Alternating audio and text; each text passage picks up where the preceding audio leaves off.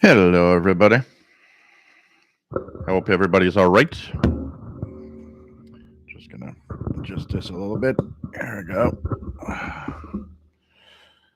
Nice to be here, and I hope everybody's gonna enjoy the show today. I got a little bit of sun problem, but should wind down slowly as the sun will set.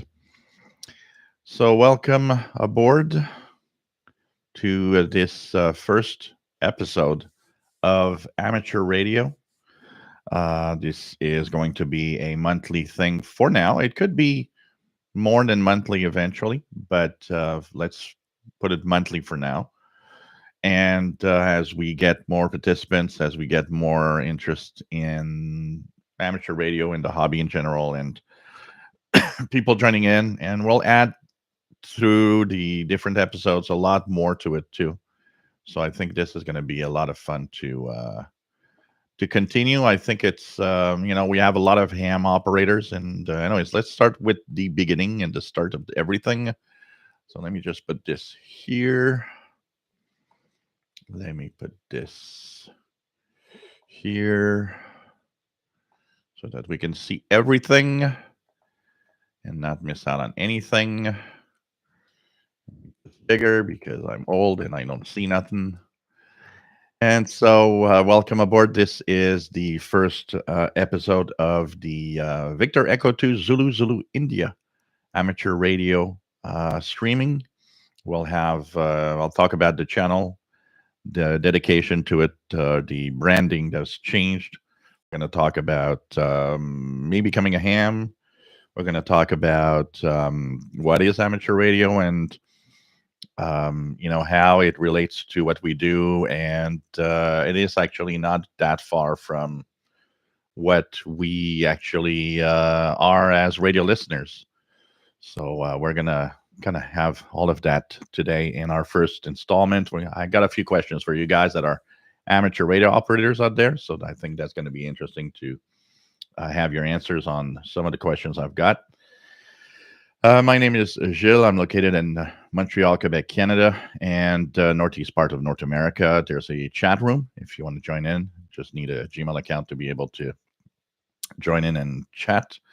And of course, the official shortwave SWL channel Facebook group is not just for listeners. If some ham radio operators, post stuff there, that is also welcome because it reaches also at the same time. Listeners can listen to hams, even if they can't broadcast, but you can still listen to amateur radio operators. And sometimes it's fun to have DX on the bands from countries we don't hear on international broadcast bands, but that are present on the ham bands, for example. It's one of the things I actually like a lot. So also we'll talk about, I'll be talking about how I'm slowly progressing in going to be easy to work and interesting to operate. So this is going to be really, really a lot of fun. So I'm have here, if you hear some communications, I actually have my little Yaesu FT65 here that I've got for VHF and UHF. This is what I have right now for the VHF, UHF range. I also have, of course, an FT450 transceiver. So anyways, we'll talk about that and we'll have questions and hope everybody enjoys today's show. I don't know how long it's going to last. I don't expect this to necessarily last 3 hours like the other shows. It all depends on the feedback, the input, and how all of this goes together. So let's just say hello to people in the chat room. Rogue Radio, nice to have you here. Mad Max 2069, nice to have you here. Joe Tyson from North Carolina, KM4WRQ, W0MDK, Matt, MDK2 in Denver, Colorado. We have VE2ZZI, Pedro, nice to have you on board from not that far away. We're in the same city, pretty much. So I don't know if we could have a simplex because since I don't have an outdoor antenna, well, I have an outdoor antenna, I don't have the proper adapter for the SMA connector of the Yaesu here. So I can't plug it into the Yaesu. If I had the adapter, we probably would have tried it because it might have worked with the outdoor antenna. But right now I'm on the little rubber duck and indoors, so it's not as good as it would be with a proper setup. And that's we're going to come to that soon with all the setup and the things I want to do. So welcome aboard. Laura Robertson, nice to have you here. And 6RLS, nice to have you here from Berkeley, California. Charlie McKee, VE2ZZI, nice to have you here. It's been so long since being on the air. It'll be good to brush up. Thanks again for all the shows you do. Gives a old shortwave listener and lapsed ham a chance to remember. So I think this is going to be interesting. I know a lot of hams that haven't operated in a long time. I know a lot of hams that came back because of the live shows that I do, and it kind of sparked the interest again. So radio is radio, and whatever you're a ham or just a listener, even a CBer, radio is radio. Nick Sharp, nice to have you here from Southern England. Really not sure what to expect. Amateur radio and shortwave listening seems to be far apart. We both could use the same radio manufacturers for receive and transmit. Actually, amateur radio and radio listening is not that far apart. Honestly, it's much closer than you think. It is radio at the basics.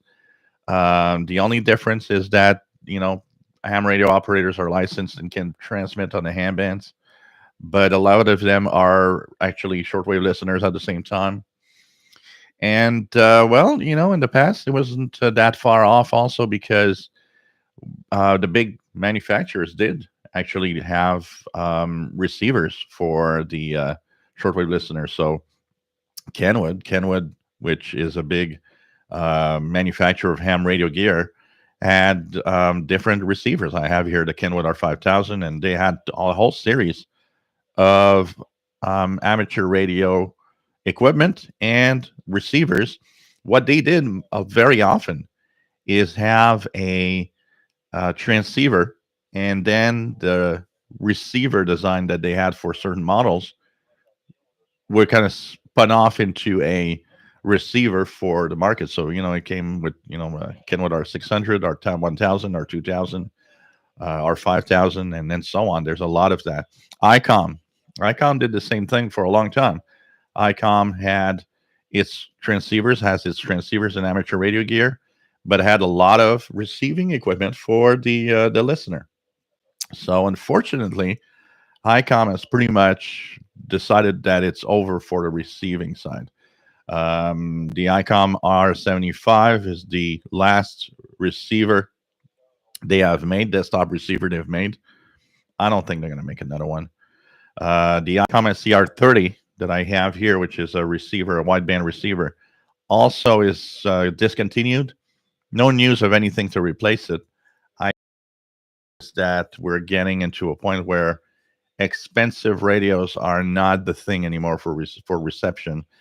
And with the pretty high quality of a lot of the receivers, the portable receivers we got today, competition is very, very fierce. And add to that, a lot of people not really listening much because too much noise around them, and not wanting to spend necessarily up to $1,000 on a radio. We're getting into a market where we'll have the ham radio gear made by the companies for ham radio, but we'll have separate companies making gear for receive, and that's pretty much the market we're going through. Two separate markets, but they weren't that far apart for a long time. A lot of the big radios that were made with by big companies that made ham radio gear. So that is definitely something that for a while was the thing, and it's all on how the market goes. The good news about it is ICOM, Kenwood, still making ham gear, means ham radio hobby is still alive and well, but we have to not, it's very important not to take for granted that it's alive and well. It's less active than it used to be, and there are less hams that there used to be. And we've got to do things like this, for example, to spark interest, explain ham radio again. And because I passed my license, I thought that, well, if I'm here to boost everybody's spirit on shortwave radio and radio in general. Why not use the same, the same thing, the same way of being on amateur radio, and try to spark amateur radio again for people that might have abandoned it, people that might have lost their license because they didn't renew, or simply people that are wondering, should I become a ham? And we're going to try to answer that. And if you have questions as a listener, why not ask? And of course, even if you're a ham operator, why not ask also at the same time? And we're going to try to answer with the best of our abilities. Um, what else do we have? So Charlie McKee is just west of Quebec City. Neil Thooms, nice to have you here from the UK. Bobby Burgess from Morgan City, Louisiana. We have David in Barcelona, EA3IEK. Nice to have you on board. Richard from Albany, New York. John Howell Newell, VE5JHN. Nice to have you here. VE2XMS Petro says, the other day, a friend of mine and I set up a simplex QSO on DMR. He was on the Cedar Point lookout on Montreal and was further north I was further north in Blainville. Oh, nice. Nice. We were 47 kilometers apart with clear line of sight. We had a DMR simplex QSO on 70 centimeters with 50 milliwatts. We could copy each other very well. This is the fun of amateur radio, the experimentation, the using low power and trying to get as far as possible with minimum amount of power. Here with I'm surprised that I can trigger quite a few repeaters. For example, trigger from inside my home here with just the Yaesu FT65. I can trigger the Mont Rougemont, which is, line of sight, maybe 30, 40 kilometers, 30 kilometers away. I don't have a strong enough signal, but when I try it, I trigger the Covey Hill repeater, which is just across the border, and that's even further away. So with an outdoor antenna, it's going to be even better. But it shows you that you don't need to have complex equipment to actually have fun with amateur radio, and that we got to take our minds off of the, because we have bad examples, and not that it's bad to do so, but we have bad examples in, these stations like, that, what is it, S57DX in Slovenia that has like this fancy antenna farm and kilowatt of power, and that's the examples that people always kind of go and fetch on. Well, he can do DX. Look at the setup he's got. Everybody can do DX, and you just have to be patient and choose the days when the propagation is there. And of course, we've got to stop thinking that you got to have a mega setup to do something. It's not the case. You can do DX, and you can have fun with amateur radio with modest equipment. Some are QRPers, just low power. There's a lot of things that you can do, and it's much more than buying, fancy equipment and really huge antenna farms. And no, you don't have to do that. You can actually, with very simple equipment, do a lot. So that's the fun of it, like you just did. Absolutely. From that vantage point on Montreal, that's for sure a great place for a great distance. I'm not Chuck, KJ4FX. Nice to have you on board. What else do we have? Let me just go down here. Just go down here. What do we have? Getting that as I start the stream. That's perfect. That means that I'm getting paid. Keegan, XN80Xer, nice to have you on board from Northwest Arkansas. And Richard, we are a part of history with this first show. Yes, absolutely. Who knows what this is going to be? Who knows where we're going to go with this? How far, and maybe even more shows. This could easily eventually become a weekly thing if we put our minds to it and be creative. One of the ideas and the things I want here is to be creative. Each live show will bring something different. Today, nothing fancy, and I won't operate or anything because I just want to have that first show and not have any diversions or any, and I'm not set up properly right now because I'm all changing stuff around. So my FT450, which was on the Discone, is actually unplugged right now because I'm moving stuff around. I'm changing the way that the desks are going to be used. And I plan to have my ham radio gear maybe on that side, the FT450, and have the big radios on that side. So I would have my FT450, I'd have the Kenwood R5000, and I'd have my ICOM ICR 8500 on that side with the CB radio. And that would be the major radio side. And here will be more of the portable radio side and testing. So that would, of course, antennas that I will eventually put up to make things better. Randy, nice to have you here from Riverside, California. What do we have? Brian, nice to have you here from British Columbia, VA7VEB. And please, if you're a ham radio operator, it's extremely important. Please do add your amateur call sign to today's show. It's very, very cool. So people giving their positions with the grid square locators in the chat room. Shelly, nice to have you on board. VE5JHN, John is working on some FTA-DX.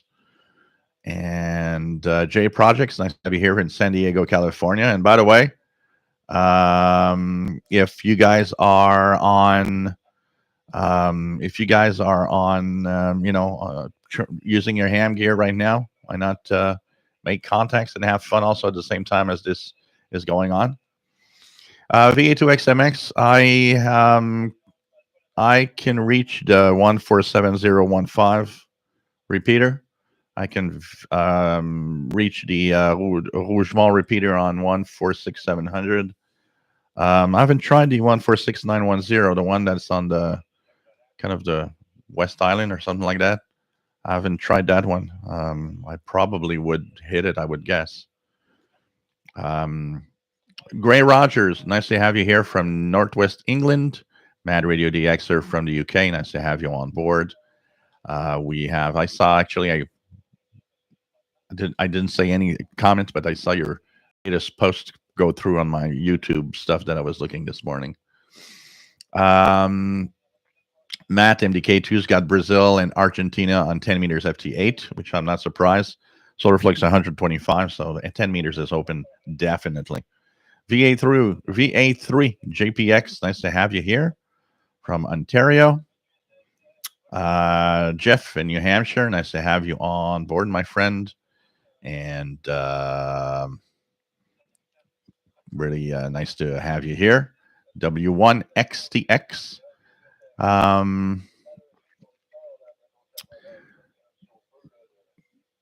No problem, Matt.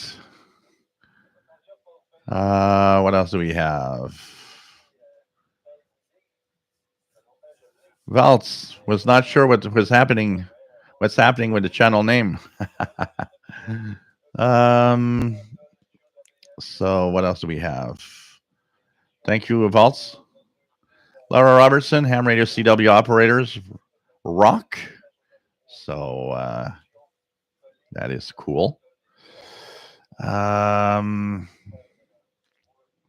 VE2XMS, we have a small group of hams from Montreal on a private Discord chat. We have Laura Robertson is KO4DFJ. We have what else do we have? So of course XN80Xers says one of my sisters from my dad W9JEF side lives in south of Boston, says the area is buried in snow. Yeah, they got 2 feet. I saw 60 centimeters on one of the posts today.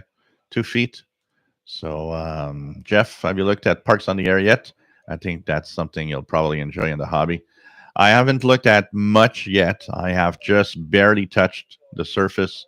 I've had contacts on, I've had a couple of contacts on 10 meters. I had a couple of contacts on 2 meters and 70 centimeters. Still at the beginning of all of this. I had a Echolink contact with One guy that is often in the chat room here, Simon Templar, that created the contact so we can actually have a little talk, and it was kind of cool. So this is really really cool. VE3 JPX says I use 100 watts max with a wire and or a IMAX 2000. Nick Sharp, how does a radio amateur operator trigger a repeater? Can you trigger a second repeater from the first repeater to reach greater distances? So the to trigger a repeater, all you have to know is the repeater's settings. Most repeaters have a subtone. So what you do is you need to know the subtone that you actually will program in the radio itself. And once you put the subtone and you have the proper input output frequencies, which is kind of a standard. So on 2 meters, most of the repeaters are separated by 600 kilohertz. There are exceptions to the rule, of course, as always. And it's 12, I think 12.5 megahertz on the 70 centimeter range. What happens with that is it 12.5? I'm trying to remember now. So the radios like this, for example, like the Yesu are great because they actually have pre-programmed settings. So you just tell this radio to be in repeater mode, and it will automatically go to the proper input frequency depending on what frequency you punch in. Then you need the tone because most repeaters will require a tone to trigger, so that if you don't have the tone, it just doesn't trigger. And once that happens, you just go and make a call. And definitely you can link repeaters together. There's all sorts of things that can actually be done. Like I was talking, you can have something called echo link, which goes through the internet, where somebody triggers a repeater in his area through the echo link to the repeater here in Montreal, and you can have a QSO with people in Europe if you want. It depends on how the setup and how the repeaters and what kind of setup the repeater has. Does it have echo link and many other? There's like tons of other ways of connecting repeaters together to actually make greater distances on the VHF UHF range. Absolutely. So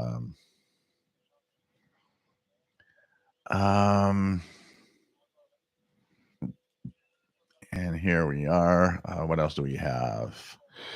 Charlie McKee, warning to newcomers: your shortwave listening ham, shack, or room or closet will always be a work in progress. Consider it a lifelong hobby within a hobby.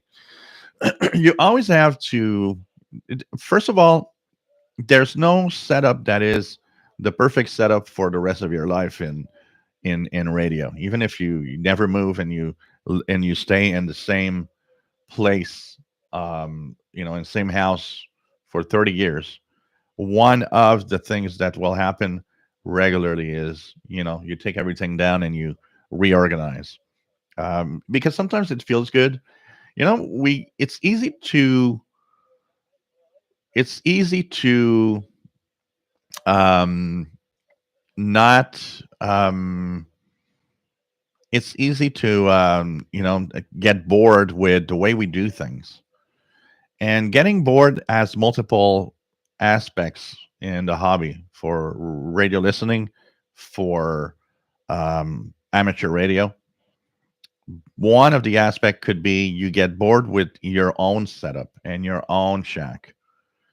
And it gets to a point where you're kind of not really comfortable in it anymore. It could be because this is, you've been doing the same thing for too long. It could be that you're not diversified enough. There's a lot of different aspects to amateur radio, like in the shortwave listening hobby. And being stuck in one thing all the time, you can get bored, and it's normal. It's the way that we are. Let me just here take a little sip of my drink. Cheers. So, um, definitely a shack is something you'll work on. You might have new radios at some point. you'll need to make place for a new radio and change things around. You might be changing antennas. So there's always something that's happening, that's for sure. Bill Mead, nice to have you on board, and thank you very much. Matt says there's a group where I live, the Colorado Repeater Association, that has a lot of different repeaters linked up this way. So you can talk with people across the state on 2 meters. Keegan's not a moderator, probably because maybe it's his first time ever here. I don't know. Here, we fixed the problem. And I guess if should be okay. Okay, it's 5 megahertz. Sorry. Yeah, I was. I don't know why 12.5. I think I mixed it up with the 12.5 kilohertz spacing of most UHF signals on a lot of this stuff. So it's 5 megahertz separation on UHF, and it's 600 kilohertz. There are exceptions to the rule because you can have custom input frequencies for the output. It depends on the VE2ZZI says, can you reach VE2RXW Mont Rougemont? It's supposed to be linked to the RTQ network. Maybe we can make a contact at this time. I don't want to try it because where I get my connection to Rougemont VE2RXW is when I'm in the kitchen. And here, this particular room where I'm making the live show right now is the worst place for almost all the repeaters. It's as if all the stuff I got around here is not helping with little portable. So today we're going to stay at let's just talk about amateur radio a little bit and stuff like that. But consider that the next shows we will have, and I will set up stuff, and we will have, make contacts. We'll try stuff. Like we could try Echolink. We could try all sorts of different ways to contact through amateur radio. I think that's going to be fun. So we'll keep that for the next shows where we're going to try different things. As I set up my HF station also, some of the things on the live shows might be, I'll be calling CQ, or we'll try to make contacts on 40 meters, 20 meters, whatever. So we'll keep all of that for the next for the next shows. But we'll have all of that, definitely all of that.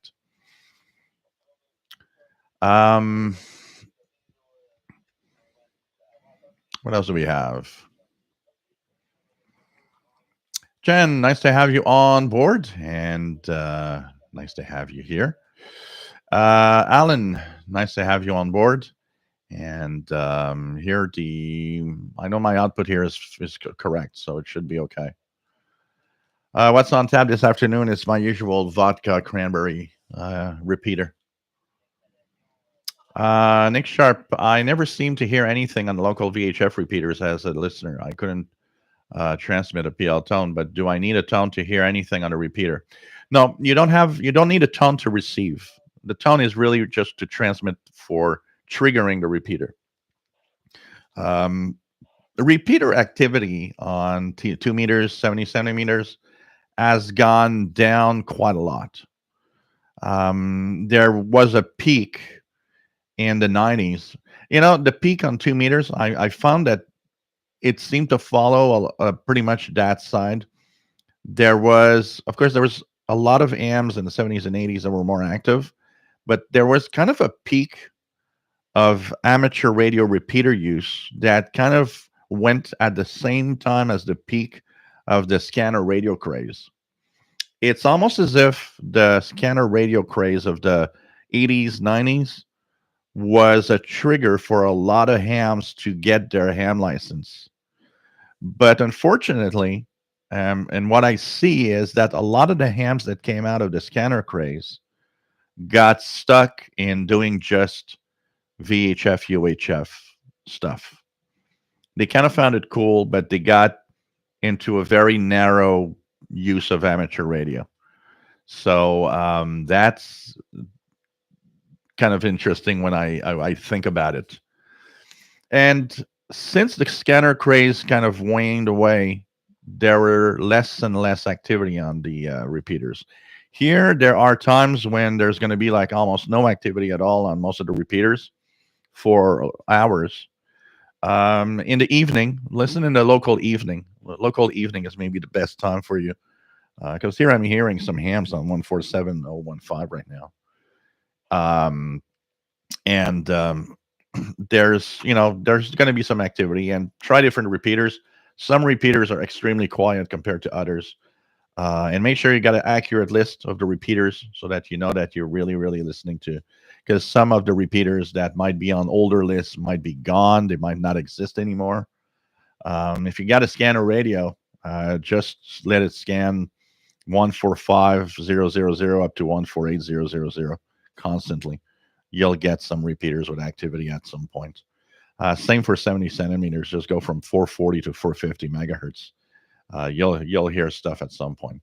Another thing also that you got to know is that a lot of repeaters were converted later and more now into DMR, into D star. So you might actually hear some weird, funky digital sounds in the 2 meter or 70 centimeter band, but that's because these are repeaters that now are most people are using for D star and DMR and all sorts of fusion, all the different digital transmissions that didn't exist 30 years ago when the scanner craze arrived. Most of everything was kind of analog, but as all of the new technologies came through, well, now we have more repeaters that are active with digital modes. And by the way, any digital mode in amateur radio use is you're capable of finding a way to decode and listen to that, either by buying equipment that has it. And I know that there are some plugins that are showing up for, like, if you have an SDR, if and you use SDR Sharp, there's some plugins that are showing up for D Star, DMR. I've seen quite a few that I haven't tried yet, and I really want to do it. I'm going to put my RTL SDR with SDR Sharp, and I'm going to try to I'm going to use these plugins and try to listen in with that to see how it works. Right now, I have D Star capability for listening because I got the ICOM ICR 30 that has that capability. But activity is not what it was. A lot of people mention how activity on the ham bands it's always been seemed quiet.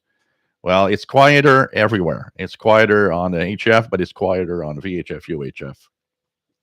Add to the fact that some hams are more oriented towards HF, so that might mean that they're not very active on VHF, UHF. An example of that is when I'm set up properly, you probably won't hear me much on VHF, UHF. It's not necessarily that kind of, maybe to have a contact with a ham friend or something. But apart from that, I'll be the guy that's mostly on HF. But once again, when we talk about ham radio and we talk about diversity, we have to not block out all the possibilities in all the bands. There are stuff to do everywhere. If I'm on VHF, UHF, one of the things I would love to set up is a proper satellite tracking equipment and station so that I can actually try some satellite links. So that could be a lot of pretty cool.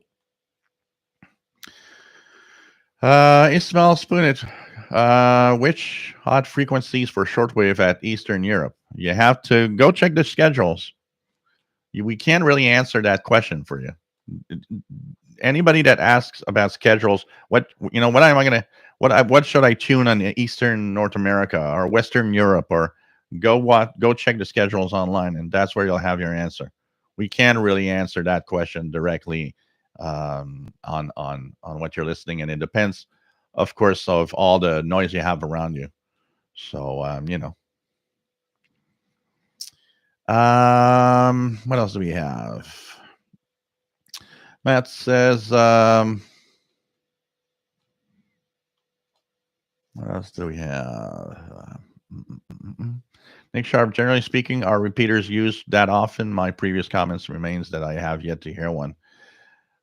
Some repeaters are. So if you're in I don't know how big how much people there are in your area. Here is Montreal's a pretty big city, so there's a lot of more chance of getting a lot of ham activity. If you live in a rural area, some of the repeaters could be very, very quiet.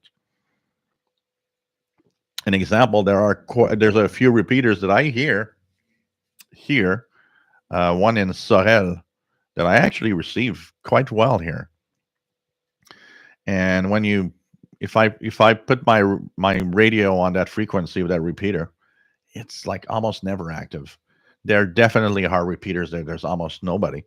So the density of population around you will help you also understand and hear the repeaters. One way to know if you're really hearing the repeater, by the way, repeaters all have pretty much a automatic identification. So they'll send out in Morse code sometimes, or it could be voice, but they'll have an automated ID process where they're going to send out the call sign of the repeater. So if after a couple of hours you haven't heard anything, not even an ID in Morse code, maybe you're not hearing the repeater, or that repeater is not working anymore. Joe Tyson, FT8. FT8 is popular for a very simple reason. FT8 is enabling for a lot of people the ability to have contacts and make great DX contacts. It also enables another thing that we talked about on the shortwave channel. A lot of people don't want to talk, and amateur radio has all the aspects covered for that. If you're too shy to talk, well, there's digital modes and there's FT8. These are things that you can set up, and you don't have to use your voice. Some people are shy and just aren't comfortable in talking, basically, and some people don't like that. So, Matt, a video about all the steps for setting up Echolink would be cool.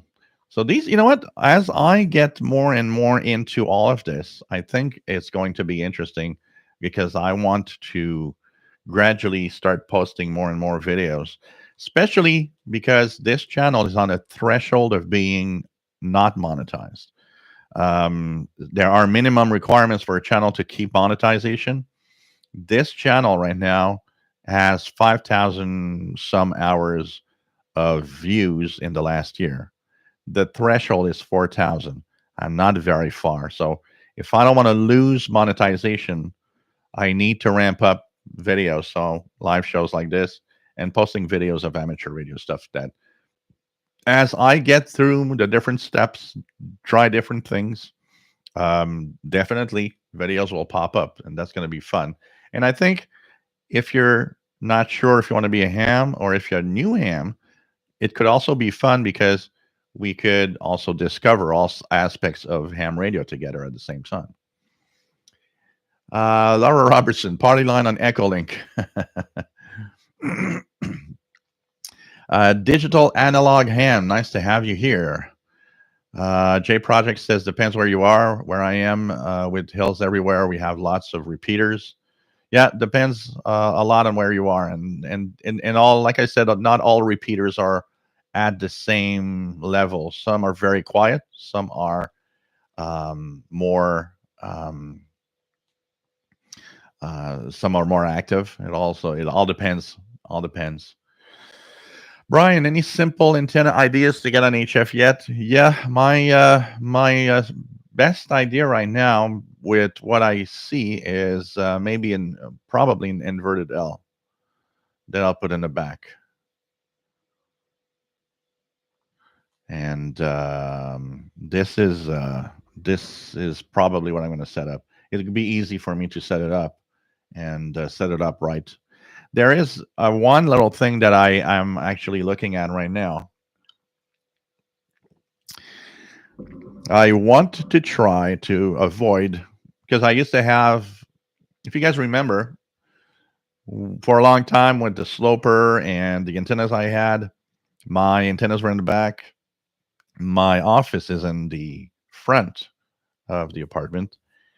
What happens is that I had feed lines coming through the house, from the backyard to here, and I want to try to avoid that. So I might be finding my way of doing a little setup that would be, for the time being, as I find other solutions, maybe you know, a little temporary, like when I want to do some HF, set up the Yaesu FT450 on the kitchen table in the back in the kitchen, do contacts there, and for to make it easier, because I'll have a shorter coax from outside, it will be easier, and I want to have to put a coax through all the house. Things like that. In the front yard, it's kind of difficult for me to set up something. So the backyard is definitely the place. So either that or maybe even setup. I thought of maybe a little setup in the bedroom, because it also has quick access to the backyard because it's that side of the house. So I don't know. We're gonna check it out. But inverted L is an interesting idea right now. But there's like almost 2 foot of snow, and it's kind of very cold, so it's kind of complicated to put up an antenna now. I'm not sure. VHF repeaters used to be used a lot for telephone auto patches. Oh yeah, that happened a lot before the cell phones. Before cell phones, absolutely. I remember when there were a lot of patches done through the repeaters back then. But cell phones kind of stopped that. Um, what else do we have? Matt, when you find out who maintains a repeater, you can find that club's website to see when they have a net and tune at that time. Yeah, a lot of them have nets, so that's something you can check it out. Actually, if you know the repeaters, you look at the frequency and search for what repeater is in that area. And then if you Google the repeaters, most of the time it brings you to the amateur radio club or the organization that is behind that repeater. And you'll have all sorts of details of the repeater and what you expect to hear, and if they have nets, stuff like that. Here around Montreal, nets are things that we hear quite a lot. So, like Nick Sharp says, so Charlie McKee says, bang on, Jill, your comments about a scanner, VHF years. Nick Sharp talking about scanners. I've tried scanning at 5 kilohertz steps. Is that too small? Very little traffic on 2 meters and 70 centimeters. You have to follow. There is a band plan. If you Google band plan of VHF, UHF, there are different steps to use. Usually, like on the 2 meter band, it's 5 kilohertz. You'll want to scan at 5 kilohertz steps. If you're on the 70 centimeter band, you want to do it at 12.5 kilohertz steps, because the band plan is different on different frequencies. Most of the time, and you scan in a VHF range, you'll scan at 5 kilohertz.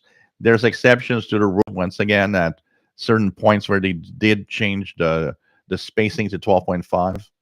But my rule is VHF is 5 kilohertz, airband 25 kilohertz, and including the UHF airband. But you can actually do it at 12.5 if you can pre-program the steps, because some scanners have the steps blocked, so you can't change them really. UHF is usually I'll usually want to do 12.5 kilohertz all the time on that. Make sure that if you have mode selection possible, that you're on narrow FM also, because if you're on wide FM, it's not going to work very well. Wide FM is reserved really for the FM broadcast band in general. Everything in the VHF, UHF range that's communications is usually narrow FM. Yes, absolutely. Like J Project says, disabling the audio filtering, because you won't be able to decode, is going to block some of the frequencies. Hey, Canadian Radio TV guys, so how is it going? How do you find your ham radio course? Is it what you thought it was? Do you feel confident? Let us know about that, Canadian Radio TV guy. VE2XMS, D-Star is sadly very, very quiet. ICOM killed the mode by making D-Star rings too expensive and not playing nicely with other manufacturers. Definitely, there's a lot of that. You know, that is something that I hate, when a manufacturer does works on modes that are exclusive, and that well, if you want to be able to do that mode, you got to buy that company's radio, and that mode is that radio, and that shouldn't be. Everything should be open source to a point where whatever is the digital mode, any manufacturer could do it. VE2XMS says DMR is thriving by comparison due to so many manufacturers making radios for this mode. Yeah, because it's like more an open, it's more of an open design. It's like an open source stuff. So it's like everybody can just join in.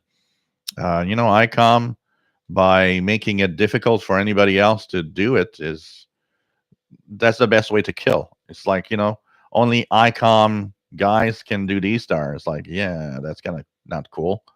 Um, you know. So what else do we have? Bill Mead, have you used the Repeater Book app? I find it a great resource. Yes, I have it installed on my device. Absolutely, it is a great app to have if you want to check repeaters around you. The Repeater Book app is great for smartphone and tablets. Canadian Radio TV guy, I live a mile away from my local repeater VE6NHB 145410. On top of the CBXT tower, CBC Edmonton. So usually get my repeater pretty good. Cool. And yeah, you know what? I think it's going to be fun because I plan to do a lot of newbie videos for people that are just not, um, just not, um, just not, don't know what to expect, and are not sure of ham radio, but it's a whole fascinating world, and I think it's important that we try to get. It took me a long time. It took me almost 40 years of radio listening to get my ham license, but Ismail, what you could do is go on. Very simple. Just go on Wikipedia and type ham radio band frequencies.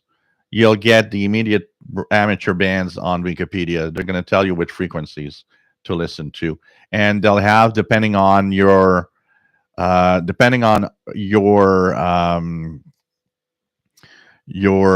region where you live, you'll have the band plans that are specific for your region, because not all regions have the same exact band plan and same frequency range for all the amateur bands on shortwave, on HF, for example. Even on VHF, UHF, European countries often limit more the frequency ranges. So what else do we have? Vaults, no chance for something like X-Beam. It's kind of complicated and not complicated. I have the choice of doing a lot of stuff, but I also have a lot of things that make it difficult to really do something. So my choices of antennas will go with the simplest way I can get something good working up. Through JPX. Well, I'm lucky in having pretty much everybody from the landlord, everybody else not really caring much about how I do my stuff. That's for sure. VE3JPX. John Hummel Newell, use FT8 because it's a weak signal mode and I can make contacts where I have a huge noise floor. So yeah, an FT8 is fine. Oh, for sure, Nick Sharp. I will do videos on FT8. I will, of course, like everybody, try it. That's for sure. So there's going to be, as I set up slowly and maybe faster and faster at some point, we're going to get to a point where all of these videos will pop up.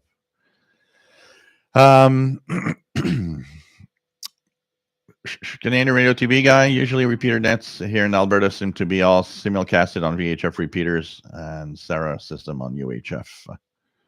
So is there active FT8 on VHF? Yes, there is. There is, absolutely. There is, absolutely. The highest I've done with FT8 to check out was 6 meters, but there's some stuff. I haven't checked the 2 meter band for that out of curiosity. Canadian Radio TV guy, I'm feeling confident so far. Right now, we're going over basic electronic components and such, which is pretty easy. Not so sure about the math stuff and all the conversations later on. Take it one step at a time. The math stuff isn't that hard. Just kind of figure it out a little bit. I don't know how good on it. I think that scares a lot of people. That was what I would see on the last course. The last course, a lot of people that kind of left seemed to be the one that had a lot of fears about the ham side of the contest, the license, and it's not that difficult, honestly. Just try to figure it out as best you can, and do what I told you, Canadian Radio TV guy. Make sure that every week, 2 or 3 times a week, you do the 100 question tests on the ISCD website.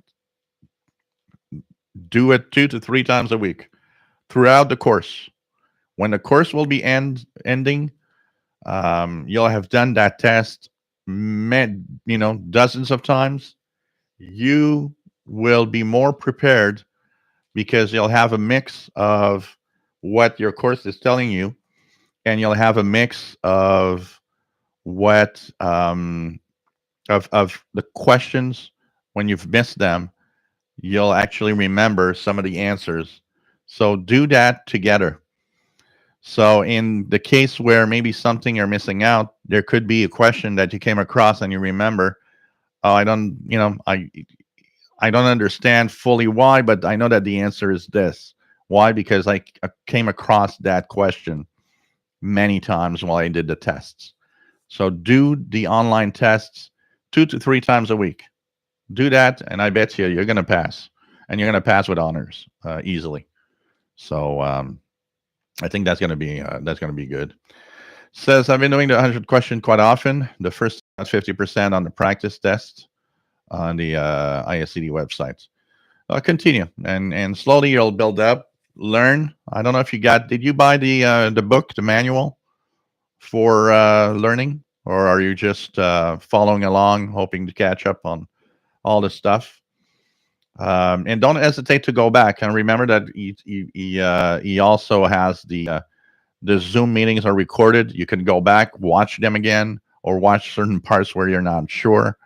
So don't hesitate to go back and look at that again. Yeah, I think that's the ninth. This is the ninth edition. I don't know if it's easy for me to pick it up. It's kind of. It is the. Yeah, ninth. Yep, ninth edition. It's a green covered. It's I got it just back here. So that also go through it. In the book, go through the little extras on the side. You have these little panels that pop up and say, well, we'll focus on this or that. These little extras, these little panels that focus on different parts, focus a lot on what's in the test. So if you don't read 3 pages of stuff, if you focus on the panels they give you on these little extras, that is very focused on the exam itself. And do it as time goes. You'll have more and more of that expertise. You'll have more chances. Says I was surprised by the amount of people in the course. We had a hard time even understanding the basics. We had a lot of hams. I'm not going to go into this. We're going to have a conversation on that eventually. We had it on the shortwave channel at some point, where we were talking about, for the basic entry level, there could be things that could be removed, but we're not going to go there now. But a lot of people. Do you know how many people were at the first and second course? How many were there? When I did mine, the highest number was 100 and I think we're 162 on the Zoom meetings. Absolutely, like Matt says, electronics. If you're not, if electronics is not your thing, it might it's something you got to learn, and you're starting from scratch, and you have a disadvantage by starting from scratch already. So so this is weird because here on my side everything is nice. This is bizarre that it's choppy again. We're gonna check it out if Wednesday, if it's choppy on the if Wednesday it gets choppy on the on the uh, Wednesday show. We'll see what we can change. Maybe I'll wire the because I'm using a mini PC and for that, which is what I've been using for the past months. But maybe wiring it with Ethernet cable rather than using Wi-Fi might help it if there's anything. 275 the first class. Wow, that is a lot of people. 176 for today. Sunday class is the one that has the least amount of people usually.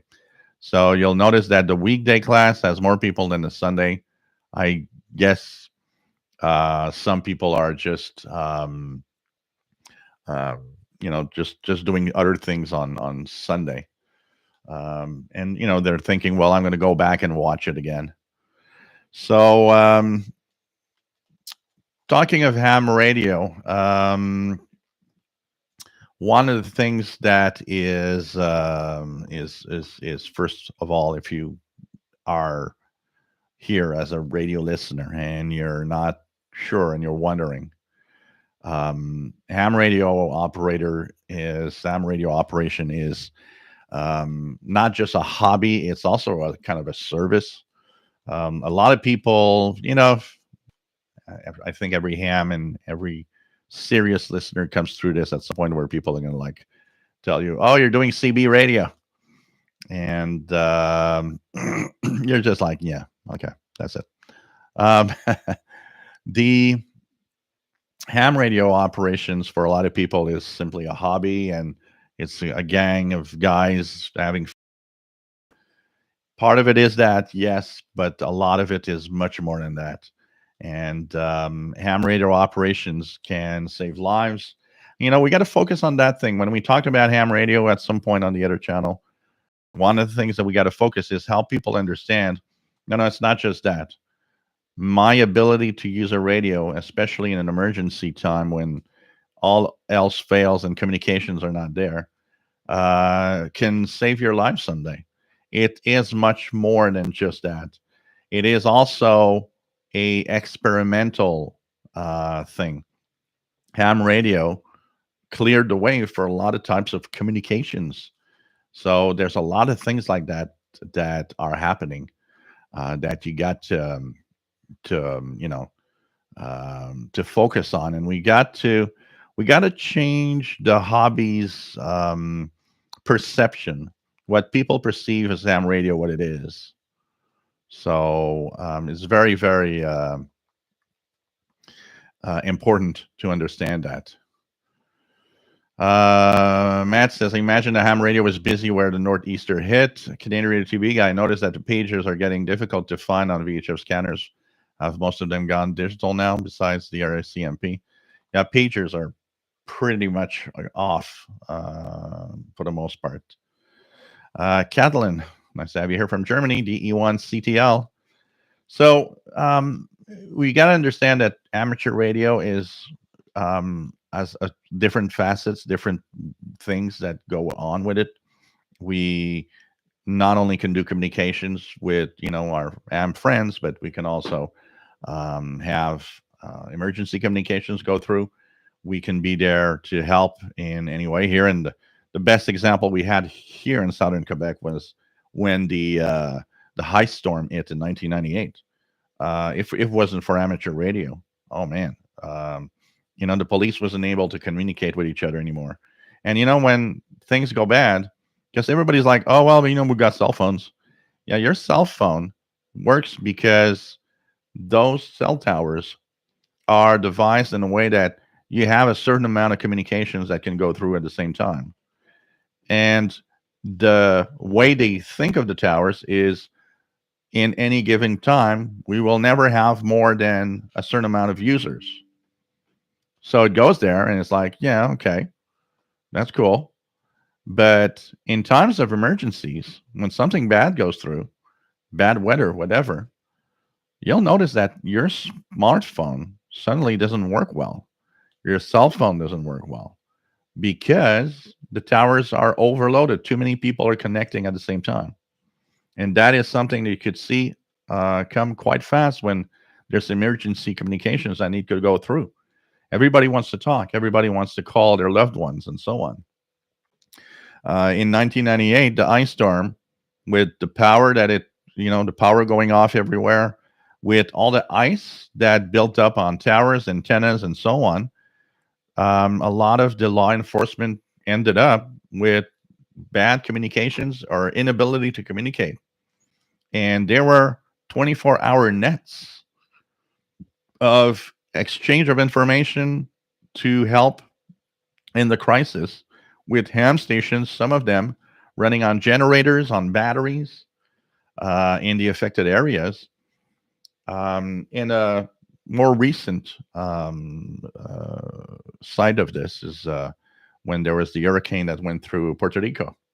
We heard a lot of how ham radio was extremely helpful in helping out because nothing else was working.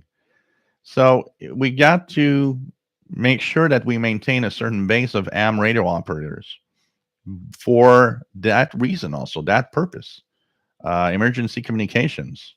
So it's extremely, extremely important to try to engage as many people as possible in the hobby. So, well, CB could be a good emergency, could be used in emergencies. Absolutely. CB radio is possible, but AM radio has more capabilities because a lot of the ham radio gear and a lot of what ham radios are capable often will make much greater distance than what CB radio will do. And also the fact that you have licensed hams using those frequencies lowers the amount of idiots that try to block or intentionally jam a channel, for example. I mean, CB radio could be used in an emergency, but it doesn't have the same distance, and there's not a lot of people that are really, well versed in having really good CB stations. Where amateur radio, there's a lot of that, and there's a lot of people that are ready. And actually, there's a subset of amateur radio operators that are just there to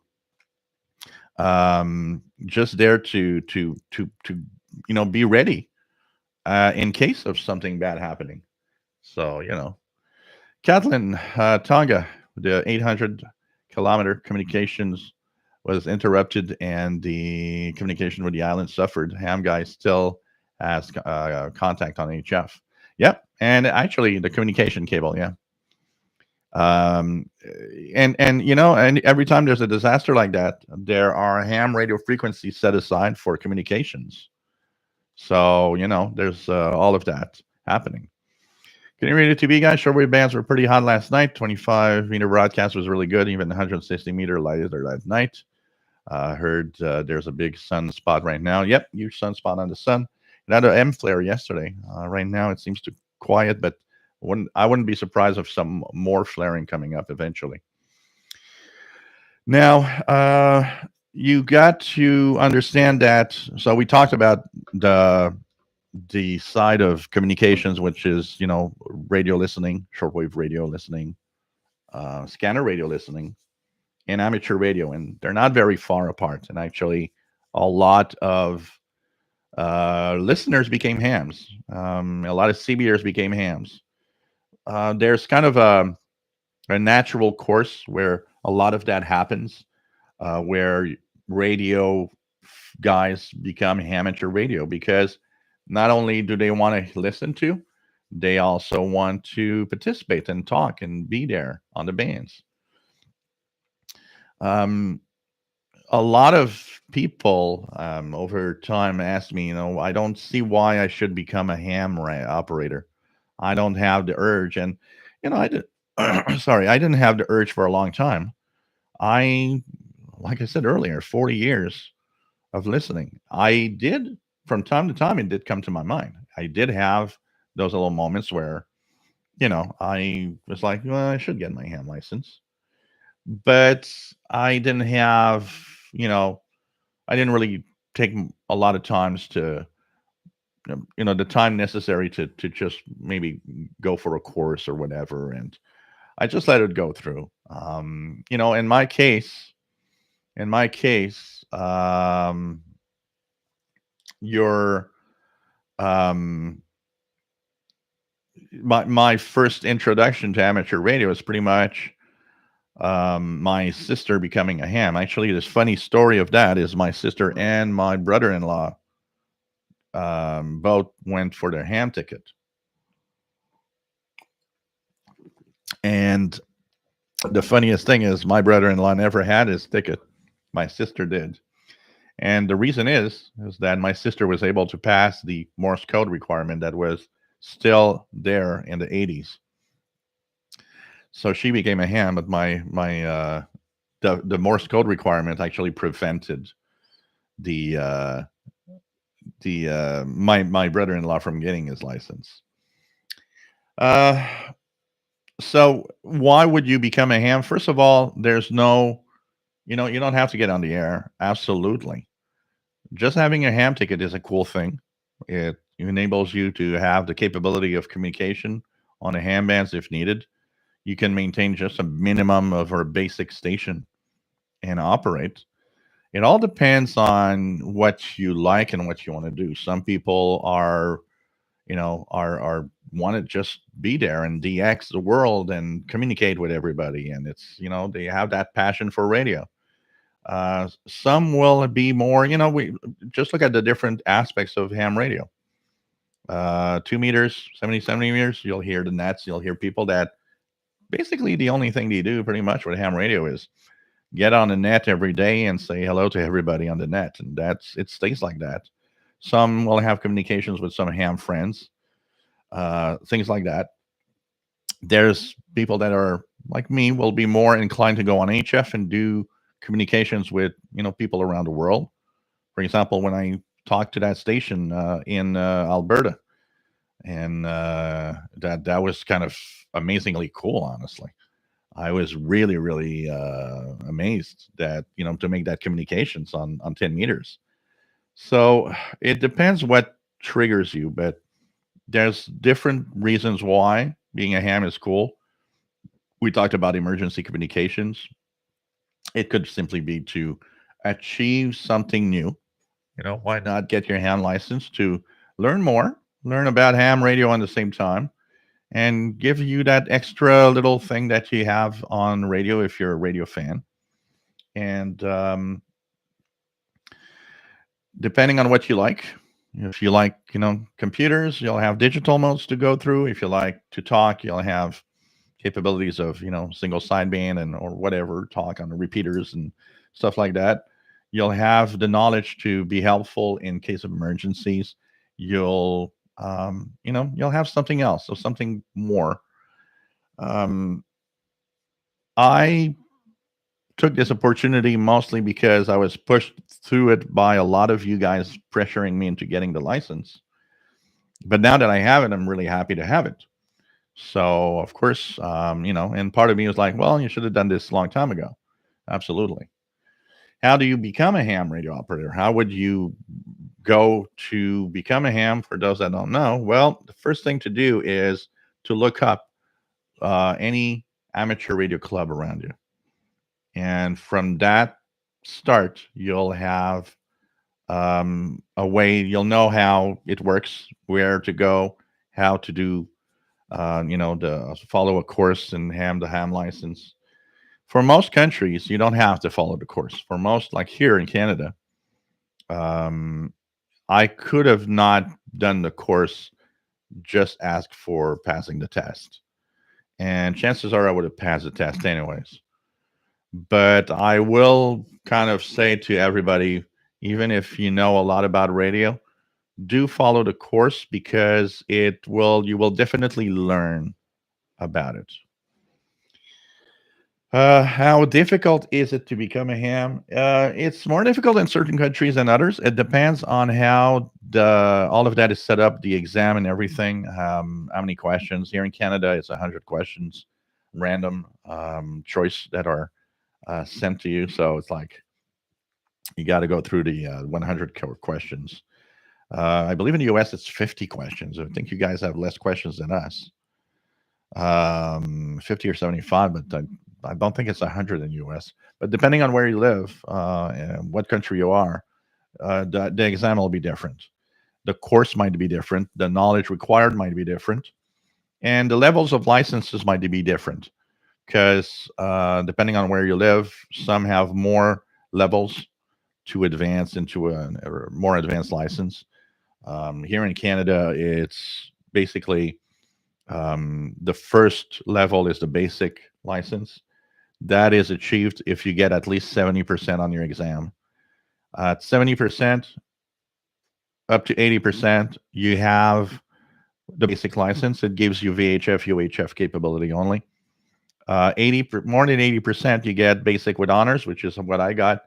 It adds the capabilities of being on HF, the shortwave bands. And we have an advanced license here. And each license gives different capabilities. An advanced license is giving you the capability of actually building your own radio from your own design, from putting up a repeater, stuff like that. More advanced stuff. With the basics, is you're an amateur radio operator for the most part. Um, it's difficult to assess how difficult it is to become a ham because it's difficult to be in someone else's position when you think of a course, and we all don't start at the same level. I started at a level where I have a diploma in electronics, so of course all the electronics and all the math that goes with the electronics, it's something that's easy for me because I already have the knowledge. And also my math is good because I studied in applied sciences. So if you want to really become good in math, applied science is the place to go because you'll have more math than you ever dreamed of. um, so I start off with an advantage with that, and for me, most of the knowledge that I acquired was more into the regulations. What how to operate, what you do, what you don't do, what you're allowed, and the different rules of all sorts that are existing, and how you can operate this way, that way, but you cannot do that, and so on. And the other part that also was more of a knowledge part for me was antennas. I've never dabbled in antennas much, apart from trying stuff, not really using a design and learning more about the design of an antenna. So these were the two parts which were more complicated for me to learn. So definitely, I think everybody learns something about aspects of ham radio operations. And check out your local amateur radio club. Here in Canada, you can check out the Radio Amateurs of Canada website. They have all the information for the courses that you can follow and so on. One of the cool things that I found and that probably helped in making me go through my ham license also is the fact that I could do it via Zoom virtually without having to go to a physical place to learn. And also the fact that I passed my exam virtually via Zoom with an amateur radio examiner. So that makes it much simpler to actually do all of it. So, and I know that there's a lot of places around the world that right now, because of COVID, the virtual examination and virtual class are available. So that is kind of cool because, from the comfort of your home, you follow a course and you have fun. So it's kind of it's kind of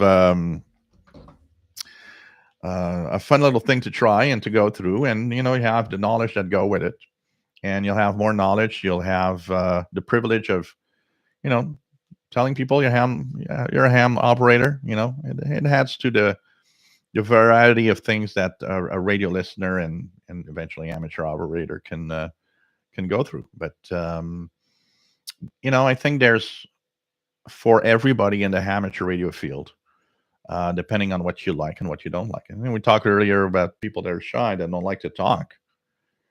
People that don't like to talk are, they have digital modes. There's all sorts of things you can do.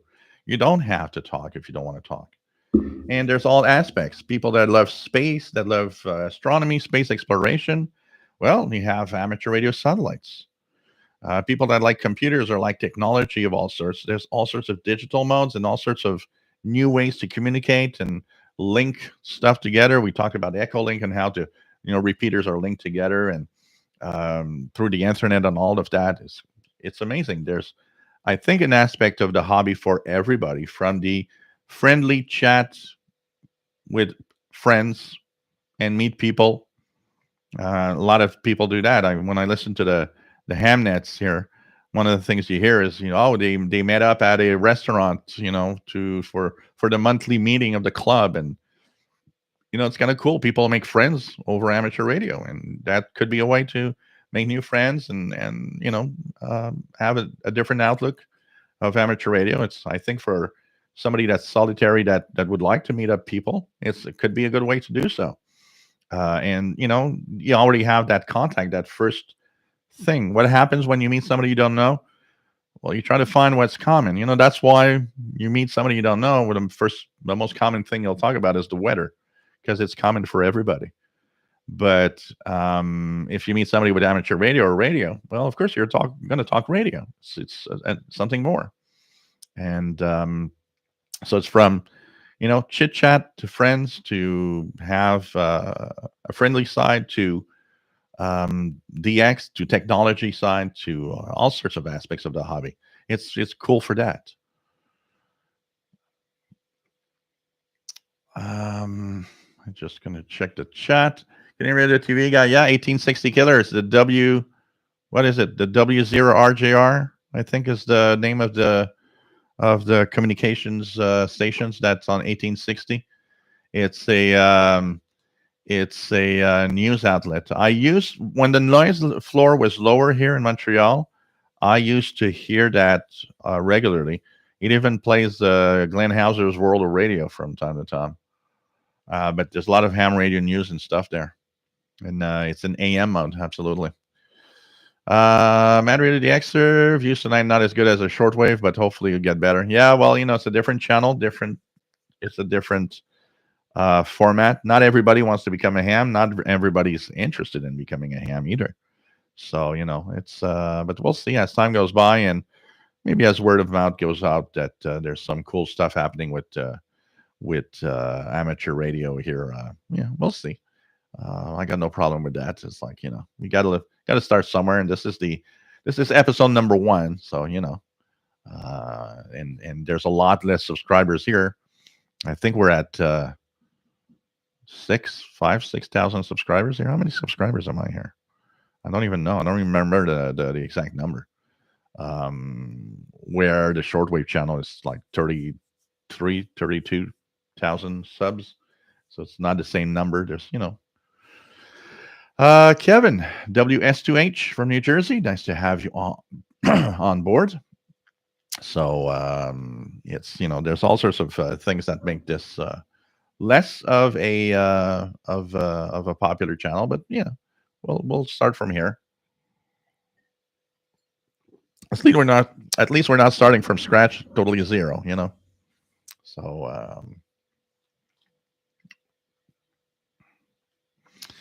what else do we have? Matt's the channel never had the same number of subscribers, so fewer people get notification. That also true. Absolutely. Canadian Radio TV guy, might be a lot of activity next weekend on channel 6CB. Next weekend is Super Bowl weekend. Oh, it's possible if Propagation is there for sure.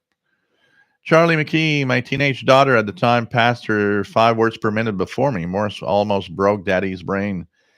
The Morse code requirement removal definitely makes the passage of the ham class, the ham exam, a much easier exercise. Morse code is like learning a language. So it takes the time it takes for you to just have the brain wired for it, for sure. So, Um, Richard, back in the late 60s, there was a show on TV once a week called the Ham Operators Club. It taught everything you needed for the test. And the tests back then were more complicated than today.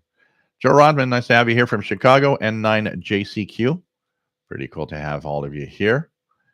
And we have Douglas Perry, nice to have you here. Catalin says, I found the class A very comprehensive here in Germany. So, what are the Catalin? Can you tell us in Germany what are the different levels of amateur license in your area? Terry Cook, KF7BQ in Western Montana. Nice to have you here. Says Mario DX says I need Paul to appear more often. VE3JPX is on says it's 7,240, so 7.24K subscribers. So okay. JDA Dakota, nice to have you on board. And says WA0RJR still runs World of Radio. So kind of cool. Kevin says a weird benefit of ham in the US is you can legally have a scanner radio on your person and vehicle. VT Radio, Paul 881SU, nice to have you on board from Vermont. Was on the CQ Worldwide 160 meter CW contest over the weekend and just subscribed. Yesterday evening, I was tuning around 160 meter at some point on the SDR, and boy, the CW signals from about 1800 to 18, man, they would go up to about 1860, almost 1860 kilohertz. So many CW signals on 160. It was crazy. It was amazing to see. That's for sure. So, the other aspect is, so why did I become a ham radio operator? Well, of course, my interest in radio does help. Doing what I do and spreading the world of radio, the word about radio everywhere, I think it was a natural step to become a ham. Over years, so many hams that left the hobby that came back because of my shortwave shows. And they kind of rediscovered the love of being, listeners and ham operators. The other thing also is some hams have left. And one of the things that I often hear of people that lost their license that are wondering should I come back or not. We got, don't because one of the biggest problems we're having right now is a lot of the negativity of the hobby and of amateur radio because of people, some people annoyed at the fact that FT8 exists and rants I've seen about FT8 and this weird knowledge and this weird thing that people are on the impression that FT8 killed amateur radio when in reality I think if something maybe made amateur radio alive and well is FT8. And when I hear somebody rant about, well, there's too much FT8 or there's too much of this or that, I always feel like just saying, why don't you just get off your butt and do something about it? Because that is the main thing about radio. Radio will be as good as the people participating in it. And the more people participate, the more the hobby is fun, the more it keeps people in the hobby and want to participate. So one of the things that I, of course, want to do is use the outlets I have. And now that I have my ham license, use that as a way of promoting ham radio and trying to get more people into ham radio, getting more people just joining the leagues of doing different things on ham radio and getting new hams licensed at the same time. So this is all a start, and hopefully we're going to try to have more and more people here with all of that. So what else do we have? What else do we have? Yeah, that's weird because here everything is okay. Here's everything is okay. I don't know why. I don't know if it's YouTube having some issues or something. Vince, salut. J'espère que ça va bien. Kathleen, Class A, full license. Class E is technical lower class. It's still not clear if you can transmit on HF with Class E. Okay, interesting. So there's kind of two levels. Chris66, nice to have you on board. Studying for technician test. So that's cool. Nice to have you on board from Kentucky. Chris66, you have inspired me to get my ham license. Well, I hope so. I hope so. This is, I think, something that's going to be nice to have if I can have people in the get into the hobby. I think it's cool, and I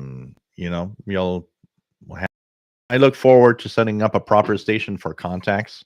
Because I might be doing with contacts, with when I do contacts and do some ham radio stuff, I might be setting up regular streams where I'm not really interacting with you guys, but where you guys can see me do some ham contacts live, stuff like that. So this is something that I'm looking forward to doing. Of course, we'll be having all sorts of videos on how to make contacts and give pointers also. When we talk about people being shy, not because if they have to talk and so on, giving little pointers of how to get into the hobby and how to really just make sure that you have a proper a way of communicating and how to lower that stress level that you might have because you don't want to talk or you don't want to interact too much. John says, just finished winter field day, made 78 phone and 14 CW contacts on 7 different bands, K9BRS. Cool. That is definitely something I will probably be getting into for sure. So contests might, with field day contests, we talked earlier about parks on the air. That's something that could be very interesting. One of my goals for this summer actually is to get into the portable station, something I can set up easily somewhere and use when I go out to a place where there's less noise, for example. A way to just go to the park, even just go to the park 2 minutes from here and set up a quick station where noise is low and where I can, do some contacts and stuff. I think that's going to be a lot of fun.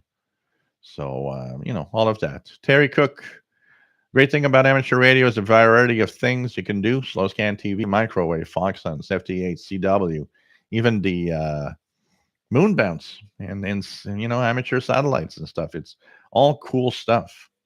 So pretty cool. What else do we have? Matt says, I think spammers just scan for live shows and post. Yeah. A lot of them are kind of bots or stuff. And there's a lot of bots. No real sentence things. There's bots that just scan for, to spam everywhere. Kevin, it is fun to talk across economic and cultural groups you might not normally meet in everyday life.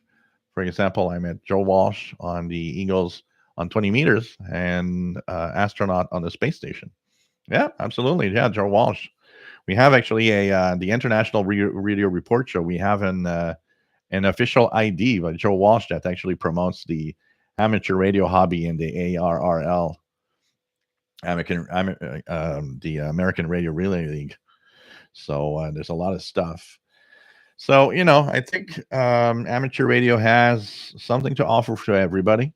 It's not just a hobby and radio choice, although it is on the same time also for fun. You can get into the hobby for cheap. You don't have to spend that much money to actually enjoy the hobby. Some stations are thousands and $1,000 stations. A few $100, you can set up a very simple little setup and join in. And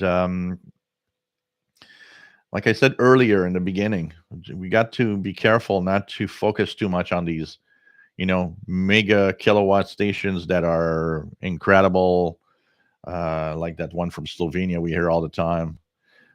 We have to focus on just setting up something that works and not worrying too much about it, and then trying to improve and learn more by improving our station also at the same time. That is one aspect I'm going to actually go through also, learning more by going through my station, improving my antennas, changing things around. And one of the, like I said, this summer, a little portable, I want to have a little portable setup somehow. That's something I'm going to try to have and check out. And, then after that is just to have fun and not worry too much about it. Question for you guys that are hams. What year did you become a ham? So officially, according to my certificate that is right here, I am a ham that was officially licensed December the 8th, 2021. So of course it's going to be 2 months in a week or so. So VE2ZZI got licensed in 1997. Paul AA1SU also 1997. Joe Tyson 2016. MP 2019. Keegan's dad W9JEF in 1954. VE2FGJ radio was 1992. Terry Cook 1986. So this is cool. Got licensed in 2019 for David. And SSS Sunday Shower and Shave. K6YYL Kimberly, nice to have you here, 2009. VA3JPX says he was a CBR since 81.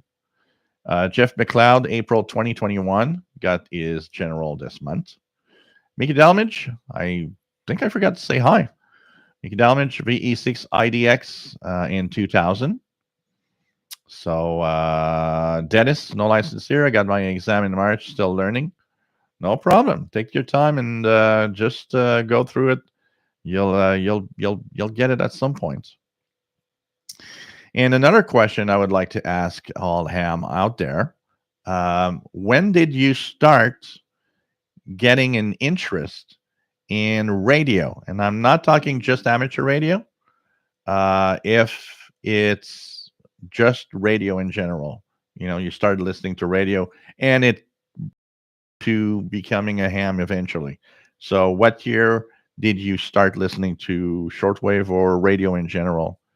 That is also another question that I'd like to ask you guys.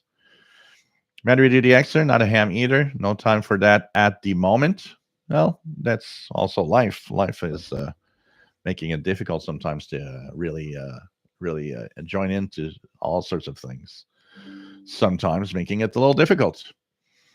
Charlie McKee, VE2XCC, licensed in 1992. So cool. VE3JPX, my first interest in radio was around 7 years old, 1976. Cool. My interest in radio started like in the 70s with, of course, you guys know that I had a AM radio, an Ernie in the bathtub radio when I was young. But so that kind of probably helped spark radio in some way. Um, First dab into radio was a multi-band radio around 1980 that my dad brought, and that I was so surprised and amazed at everything in there. And then the DX100 in 82 with shortwave. So pretty cool. Um, so VE2FGJ was interested in CB in 1980. Dennis says, due to CB radio, the dad of my high school love had a Madison CB. Loved it. Jeff McLeod, shortwave hobby started in 1970. Listening to the sidebands got me interested in ham in 2020. MP says, around 13, started with an RTL SDR. Kevin, licensed in 2013, got my Tech General Extra and Examiner all in a 4-month period. My uncle was a ham, and I was always amazed as a kid by his toys. So Terry Cook, 6th grade at 1965. RJDA Dakota was a teenager when I started listening to medium wave shortwave, like 1972. VT radio, my dad was a ham and let me listen to a military receiver when I was young. Got into the hobby as an adult on my own. And also read a book in 3rd grade about it. Kevin, WF2G is my uncle's call. Oh, wow. Okay. Matt, licensed in 2018, upgraded to general in 2019. Randall Klontz started listening in about 1950. So kind of interesting. Question to the non-hams in the is there a particular reason you just didn't go into ham? Nothing, just general. Is there no interest? Listening is enough, or don't have the time, like Mad Radio DXer, or you're thinking about it, and eventually you might dabble into it. Randall Clowns, oops, 1960. Charlie McKee says, asking a baby boomer that opens the memory trunk, so in the early 50s. Keegan started listening to shortwave sometime between the late 1990s and early 2000s, and listened on his dad's W9JEF's ICOM IC706 transceiver most of the time. Kimberly, my radio interest started back in the mid 70s. JJ, licensed since 1994. And Keegan's first shortwave station heard, WWV. That reminds me of one of the first stations I heard was WWV and also CHU, and wondering what the hell are these things. Man Max, I have interest. It's just my issue with learning. Yeah, like we were talking earlier, there's a lot of people that are a little find it a little difficult. One particular example was in the class that I followed. One of the guy was kind of slightly autistic, and he was having a hard time kind of following. Our brains are all wired. I've always been the guy that's good in school and easy to learn stuff, and my brain's wired that way. And you can't explain it. There's nothing you can. I can't. You can't. When somebody told me, I remember a guy that I knew when I was younger. That I remember he's looking at me. He says, he flunked high school, and he was like, I'm just. He was telling me, he says, "Oh, I'm just dumb," and I said, "No, you're not dumb. There are ways." Like one of my best friends had a hard time in high school, and he's far from being dumb. It's not that. It's society is unfortunately a bad way of treating people that have more difficulty to learn than others. And in reality, the way that we should actually be with people like that is not to be telling them they're stupid. It's to tell them, it's to try to find the way to have them learn something. And not all of us learn in the same way and the same level. Some of us learn more by touching and looking. Some of us learn by listening. Some of us learn by doing it. And there are different levels there. So when you go to a class with a lot of people,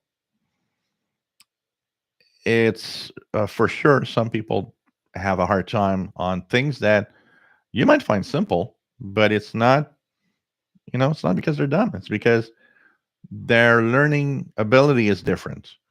And they would probably understand it better if somebody could explain it in a very different way.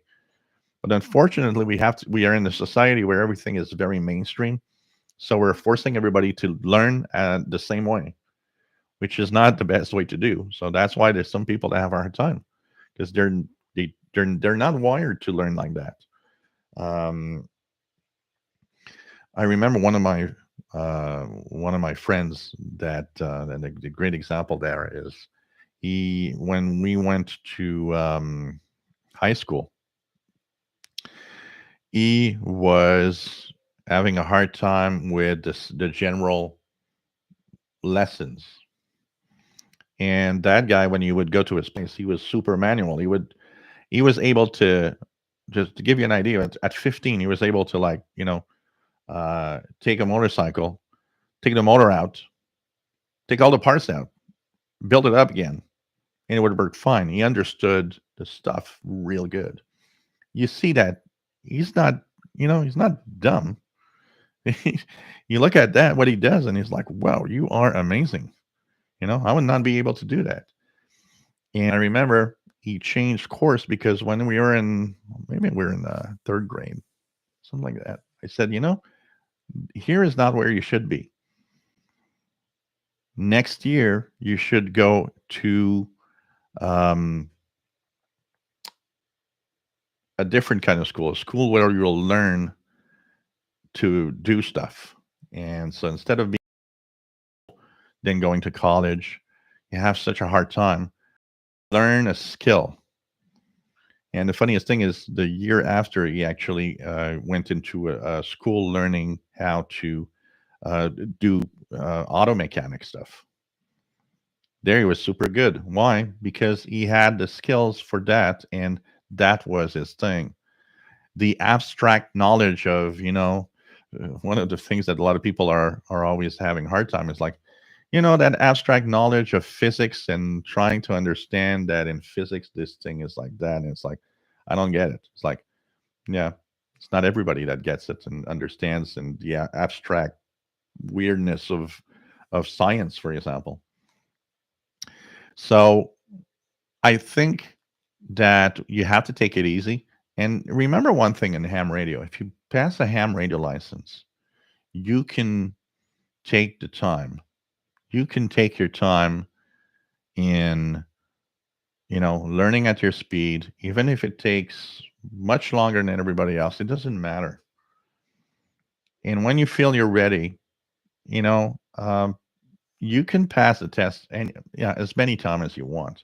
You flunked the first time, doesn't matter. You'll pass it again. You'll just do it again at some point, and you'll get it right at some point. It's all a question of, take the time, take your time. But a lot of people have, I saw it in the course that I followed. The amount of people having a hard time with some of the knowledge and some of the things to learn. Kathleen says, in the 90s, as a kid, my grandfather and I built a crystal radio with a galena stone and a needle, walkie-talkies, and of course my wireless remote toy car. Worked in telecom and discovered later ham on YouTube. So this is cool. This is cool. That's all. There's all sorts of ways to learn about ham radio and be there. I remember the when my sister became a ham, and I guess around 19. My sister became a ham somewhere in 1990, in 1981, 82. Um, I was at one point, maybe when I was about 15, she had purchased a new ham radio um, transceiver, a Yaesu. And the old one still worked fine. She just wanted to have something else. And I remember, that could have sparked it maybe. I don't know. I should have done it maybe then. I remember she looked at me and she said, "You know what? You go get your ham license. That radio is yours. You're going to have a transceiver for free." And I still remember when she said that. And it was like, oh, this could be very, very cool. And I never really went on about it. But then again, and when I was that age, I was a very different person than today. At 15, I would not have never been in front of a camera doing something like this. I would have said, "Are you nuts? I'm not going live talking to people." So um, that also is, um, depending on how and the way we are. Um, you know, the extra, I might get into it when I'm have more free time. It is not something saying no to. Yeah, and I hear very often people saying, "Well, I'm happy listening," and that's fine too.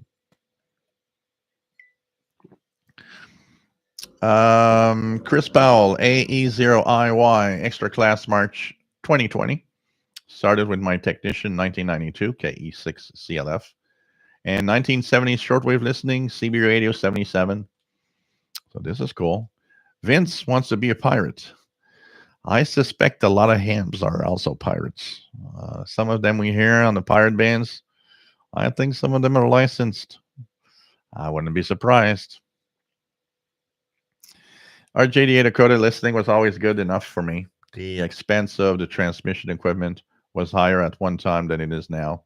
It's not as hard now as it used to be. Kevin, the ham handbook intimidated me at first. I can laugh now when I realize ham radio is not a final destination, but a lifelong journey. I have licensed many people, including people with handicaps. Yeah, I think, and I think it's we all have a fear of failure when we do things. I think it's a natural thing for everybody to just feel that maybe I'm going to fail, because a lot of people take that exam as a failure where it's not. It's just the first step. Even if you didn't pass, it's the first step. You can do it again. And if you got the right examiner also that, tells you and helps you in there and saying, well, you know what? Study a little more and come back. Come back anytime. We'll do it again. Um, don't look at not being able because you tried and not being able to get that ham license the first time as a failure. It is absolutely not. You're in a learning process, and and like we talked earlier, and like we see on the ham classes, some aspects of the learning is more complicated for some. But at some point, you slowly grasp the details and how this works and how this should be. And at some point, you'll just pass, and you'll be happy to have done the effort if you wish to do so.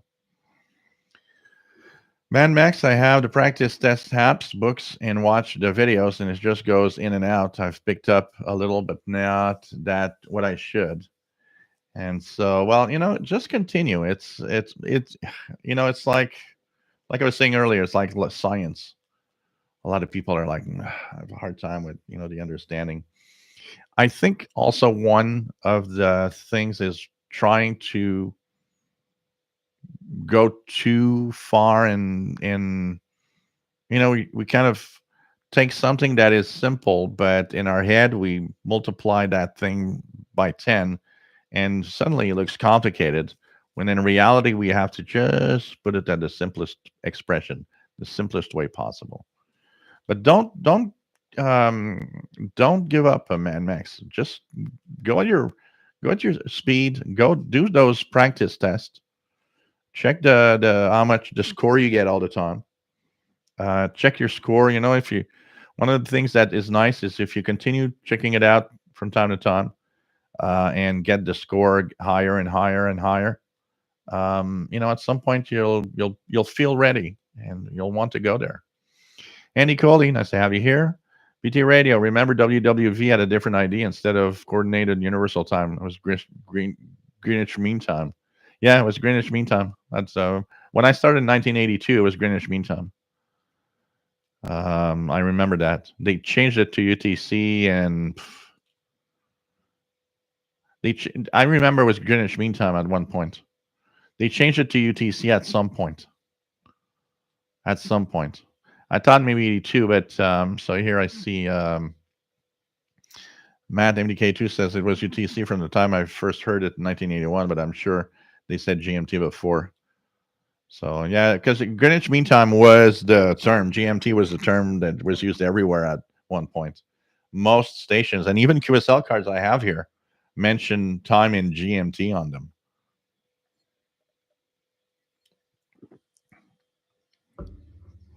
Yeah, it's like I was saying, Mad Max. It's the method and the way that things are done is it's not for everyone. So some people have a harder time learning because of that.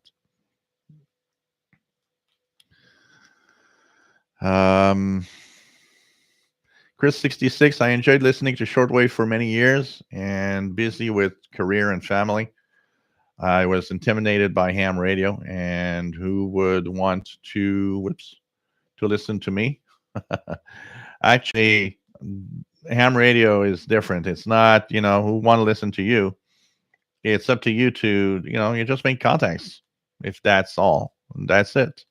If you noticed, there's conversational ham radio, and you hear people talk and talk and talk. And there's a lot of the stations are just, I'm gonna make contacts, and that's it. Chris 66, TV network engineer, friend of mine, encouraged me and sparked my interest also. So VE3JPX. Okay, now she has to give you that radio. JJ says, I used to volunteer for handy hams and get them set up with Echolink and various radios. It was very rewarding. My team even got a few dozen people licensed who had learning disabilities. Helmering is a great thing to do to help those who want to get on the radio. Absolutely. Absolutely. So, yeah, Kathleen, my sister became a 1982. She let her ham license go in somewhere in 1996 ish. I remember that because she was 1981, 82, around the time that I started shortwave, and where she lived, she had a ham station. She then moved to another place. When she moved, she never set up her station. The idea was, well, we're going to move and I'm going to set it up again at that new place. But when she moved, she never set it up. So the radio stayed in boxes, the antenna stayed in boxes. And a couple of times in the 90s, I would talk to her and say, well, not setting up that ham station. And she was like, yeah, maybe at some point. And I remember I was at her place somewhere in 96, 97, spend the weekend there. And she looked at me and she says, you make me think that my license is expired and I need to renew or I'm going to lose it. And she never renewed, and she lost her license because she didn't renew. So that ended there. So anyways, she died of cancer in 2011. So one of the things I would have loved is to have the honor of have her call sign. It would have been so great, but it's already taken by somebody else. Here, there's one thing I hate in Canada is that I would like them to have a way to check on the ham licenses.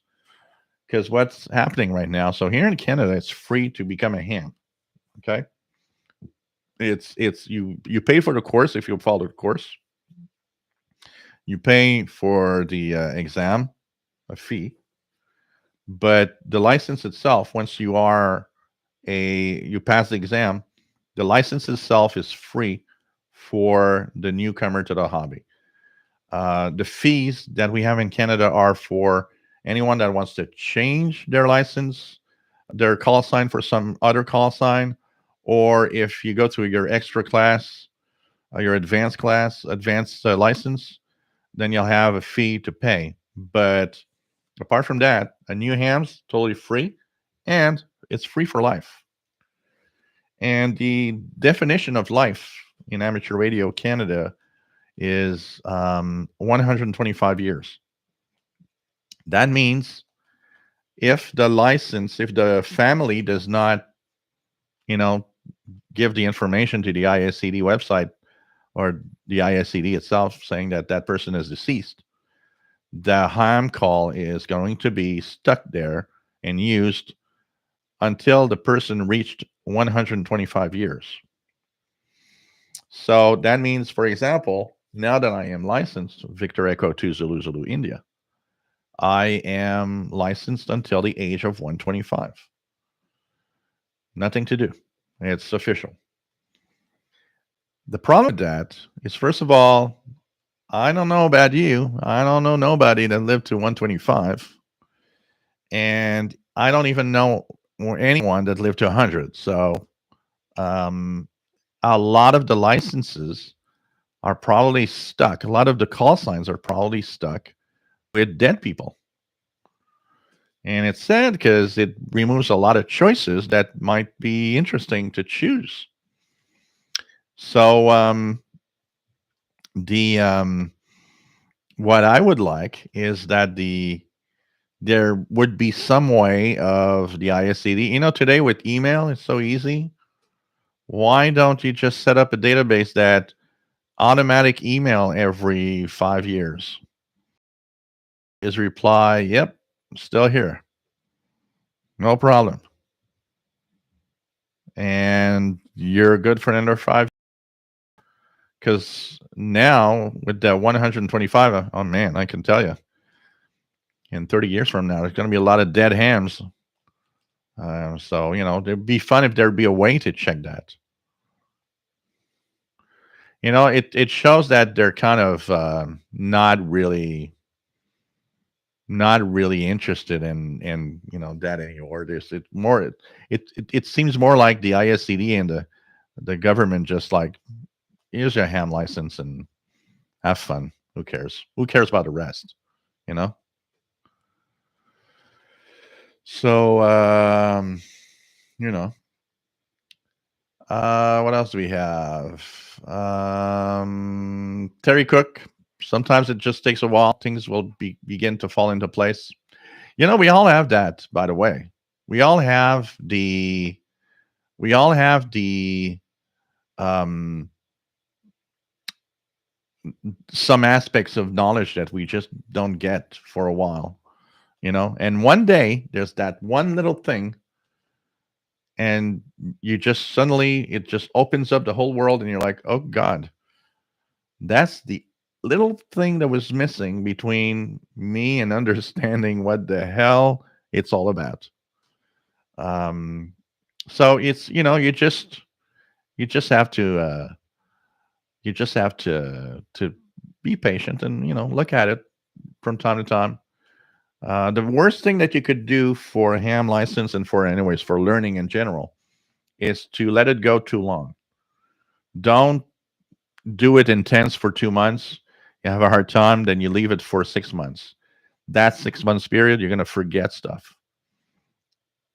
Always keep looking at it, even if it's just 10 minutes, but keep looking at it every week, a little here and a little there, to just keep the memory fresh.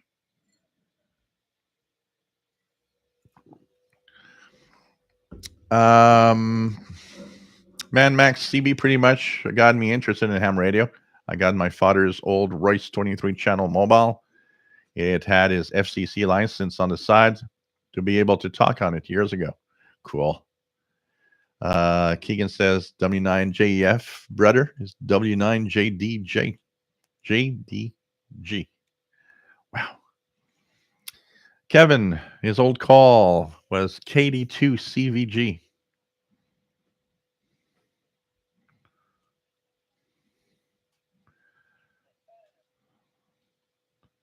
What else do we have here?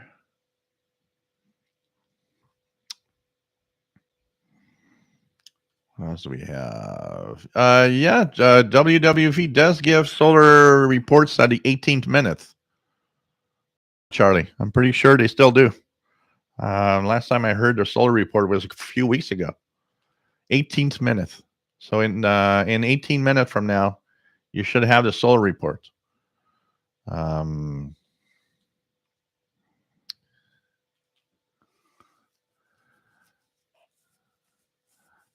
Yeah, she was a great person. We the year she died, we were planning a trip to Egypt together. She was a big fan of everything that was Egyptian culture and the pharaohs and all the old ancient Egypt. And we had a few years before we started, getting the money and putting money aside to go there, and we were planning to go there for like a month. And before she died. Chris Powell, I also have the same here radio as the FT450D HF radio, yeah, and with a G5 RV and a big maple tree works great. So yeah, somebody was telling me G5 RV also. Here the problem now is the cold and the snow, because if it'd be warmer, I probably would have already started to set up something. Kevin, all our shortwave peeps should go to Amfest to score some and see some cool radios. Yep, absolutely. Charlie McKee, what is a proper etiquette about call signs if you have to change it? I was VE7CCX out in British Columbia till just recently, now in Quebec. You go to the you go to the ISED website, and you should have on that page. You make a account on the page.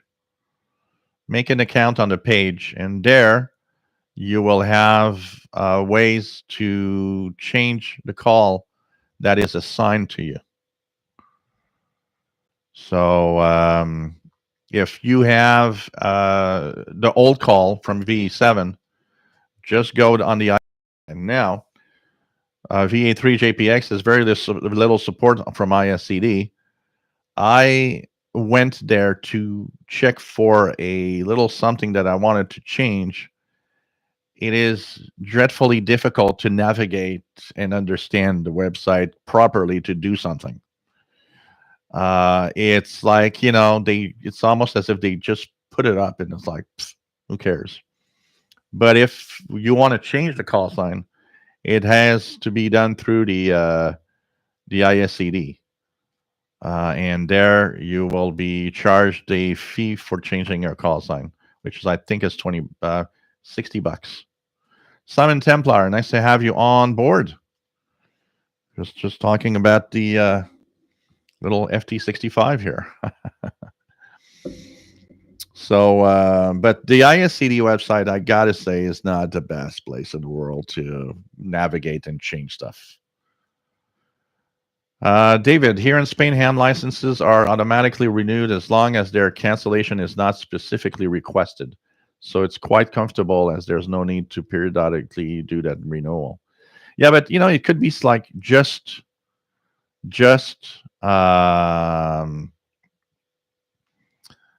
just a quick question.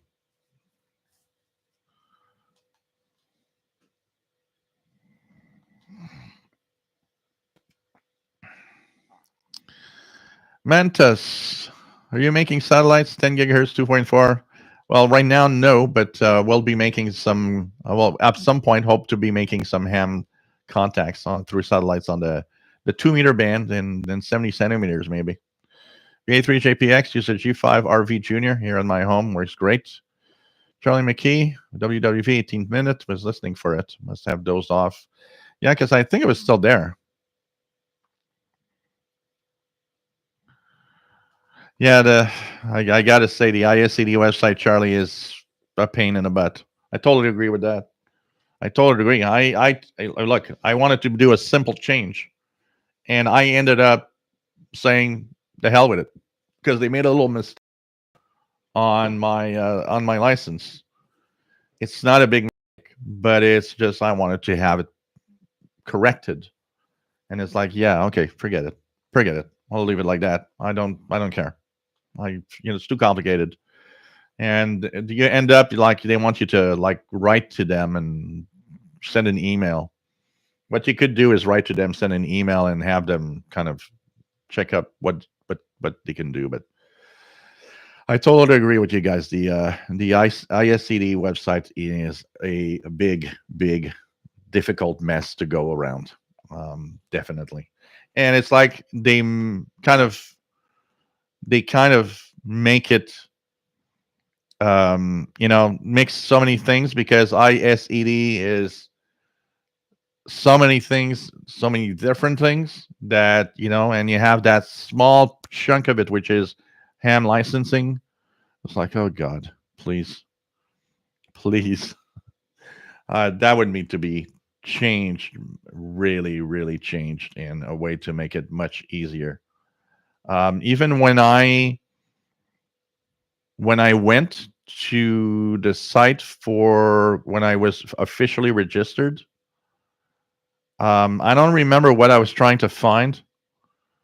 I had to go to the site at least. I logged in to the site at least 4 or 5 times before I finally found out where what I was looking for was. So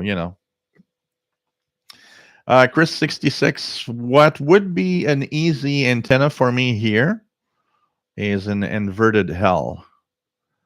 That would be a fairly easy antenna to put up for me. With what I see with the tree that is in the neighbor's yard, that would be a good possibility for me.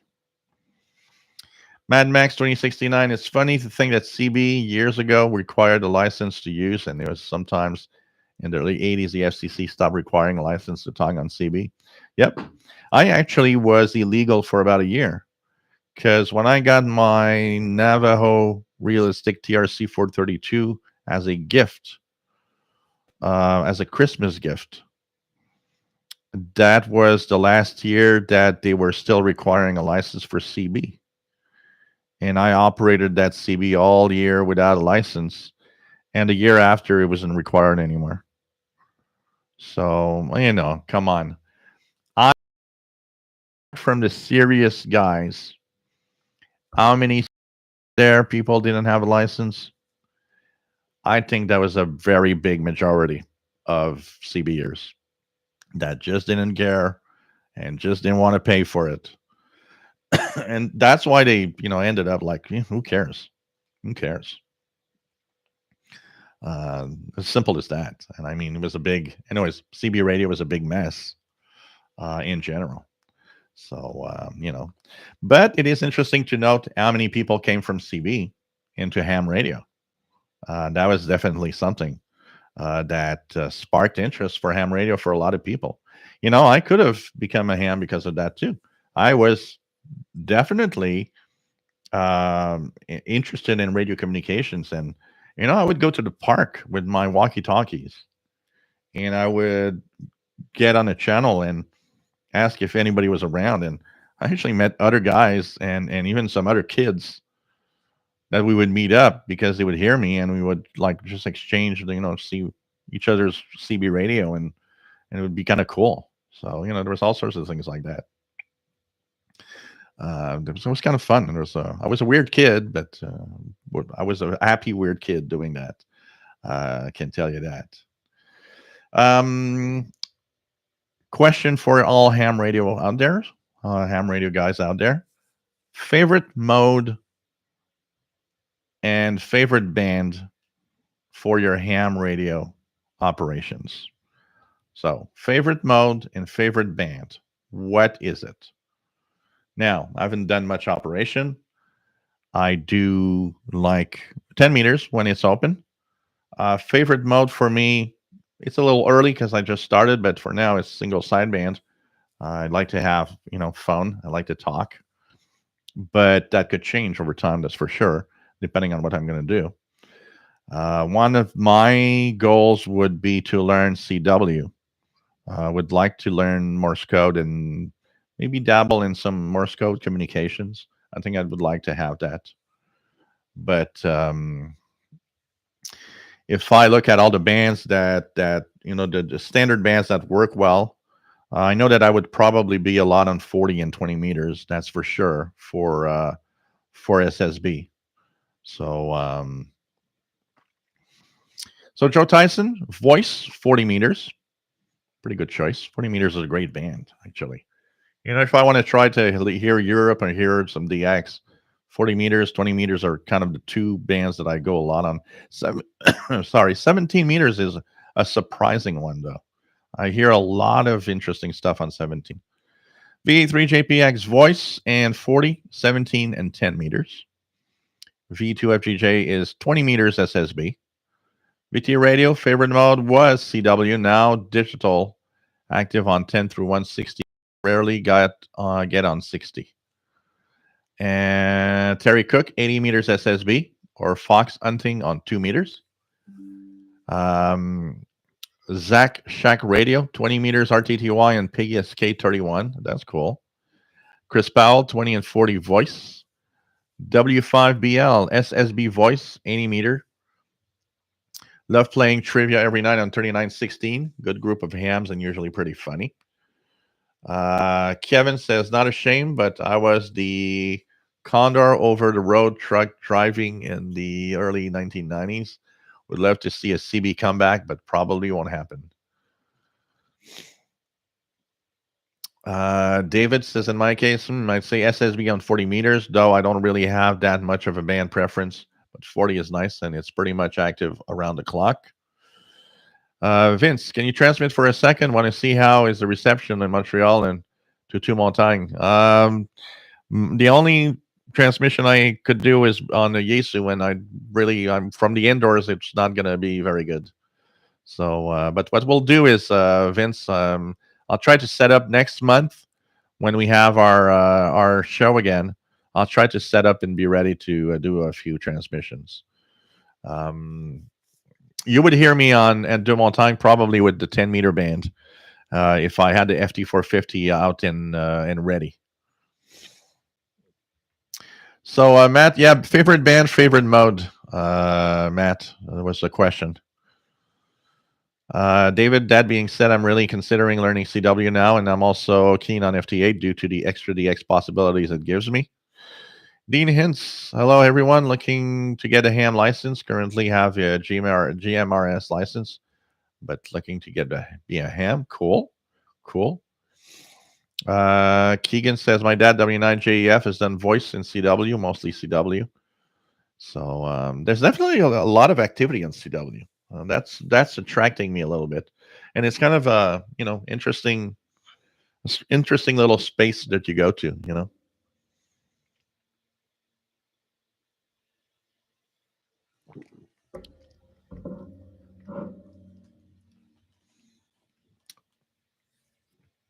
But like I said, Vince, I'll be set up for some transmissions next month, and we'll see. And if weather helps and I can do it, I'll try to set up a quick antenna for some HF. So Matt says definitely FT8, all bands 80 to 6 meters. I hope to get a 160 meter antenna point and try it there. I do use voice and SSTV from time to time, 20 meters. Cool. Kamezi 76, nice to have you here from West Michigan. So, Mad Max, do listen to a lot of FT8. Been hooking up my shortwave radios up to the computer and decoding and seeing where I can receive from with WSJTX and Grid Tracker. So,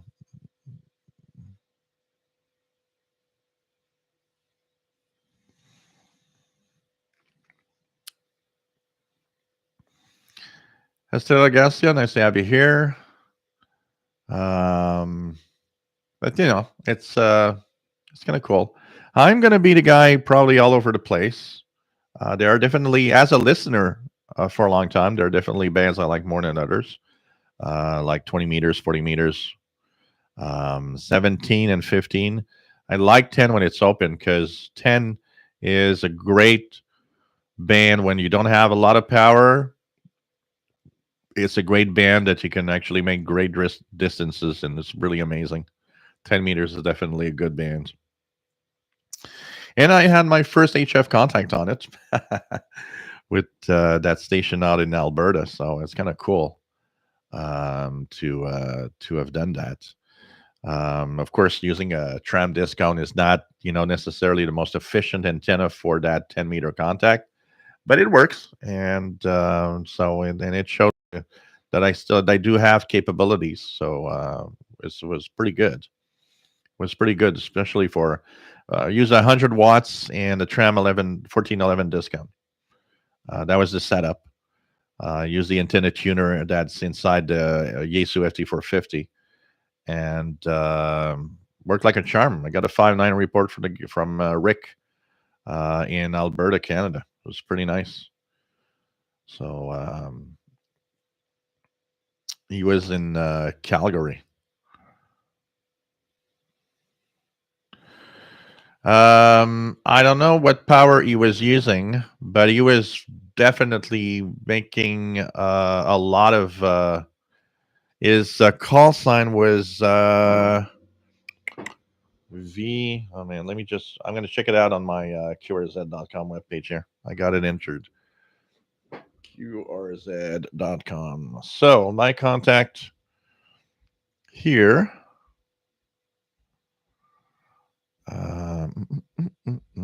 So my contact was my logbook. There we go. So it was Victor Echo 6 Charlie Queen. So VE2ZZI, and we were on 28390, and that was on the 19th of December 2021. So Rick VE2ZZI was the guy, and he was very strong. It's interesting because there was kind of an opening, really an opening directly towards that area. I could hear him really well. I've heard nothing. All the other stations he was talking to, I heard none of them. I was hearing only him. There was like a tunnel of communication that was open between here and there. But I used 100 watts on the tram 1411 discount, and he was hearing me really well.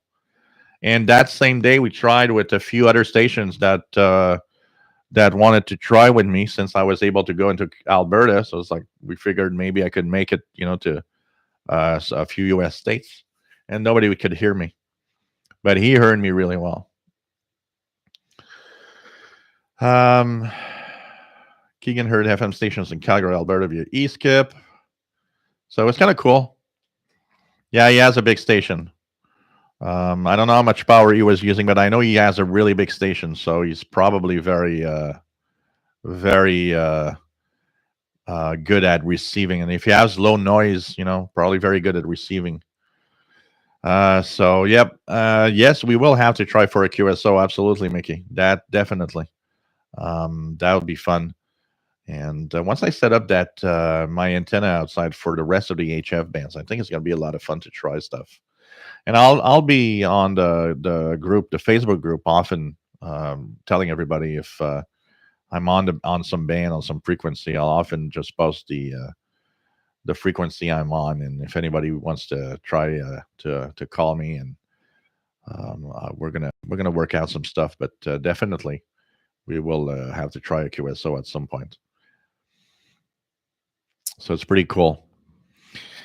So hey guys, I am going to say good night for this first show. We've been on for 2 hours and 20 minutes. It's not too bad. So remember that this is a once a month, the last Sunday of every month, Eventually, it could be something even more interesting. It could be even, every week at some point. Who knows what's going to happen? One thing for sure is that this channel is now converted into amateur radio videos, and I think we it's a start with episode number one. And if we can bring people into the hobby of amateur radio, cool, and maintain the fun and the pleasure of amateur radio for everybody that already is a ham. I think that's going to be really, really nice. So thanks everybody for being here for the first episode, and see you next month. So the show next month will be on, if you want to put that on your calendar, will be on Sunday, February the 27th. Sunday, February the 27th, 2022, at 20 hours Universal Time. Yeah, well, 17 to now, and you heard no solar report. I'm gonna try to check that out a little later today and see if I can hear it, unless they decided to remove the geophysics stuff. But I'll check it out because they're shuffling things around on WWV's schedule of minutes. So thanks everybody. Thanks to all the hams and the listeners that joined to this first show today. Hope that you enjoy the SSTV. Yeah, that'd be a good idea, man, Max. So stay safe. See you Wednesday for those that are on the shortwave show, and see you next week for Saturday. And basically, we'll be back next month with show number 2, and hopefully set up in some way that we can maybe try a few contacts and a few little things. So take care, everybody. Stay safe, and do more ham radio.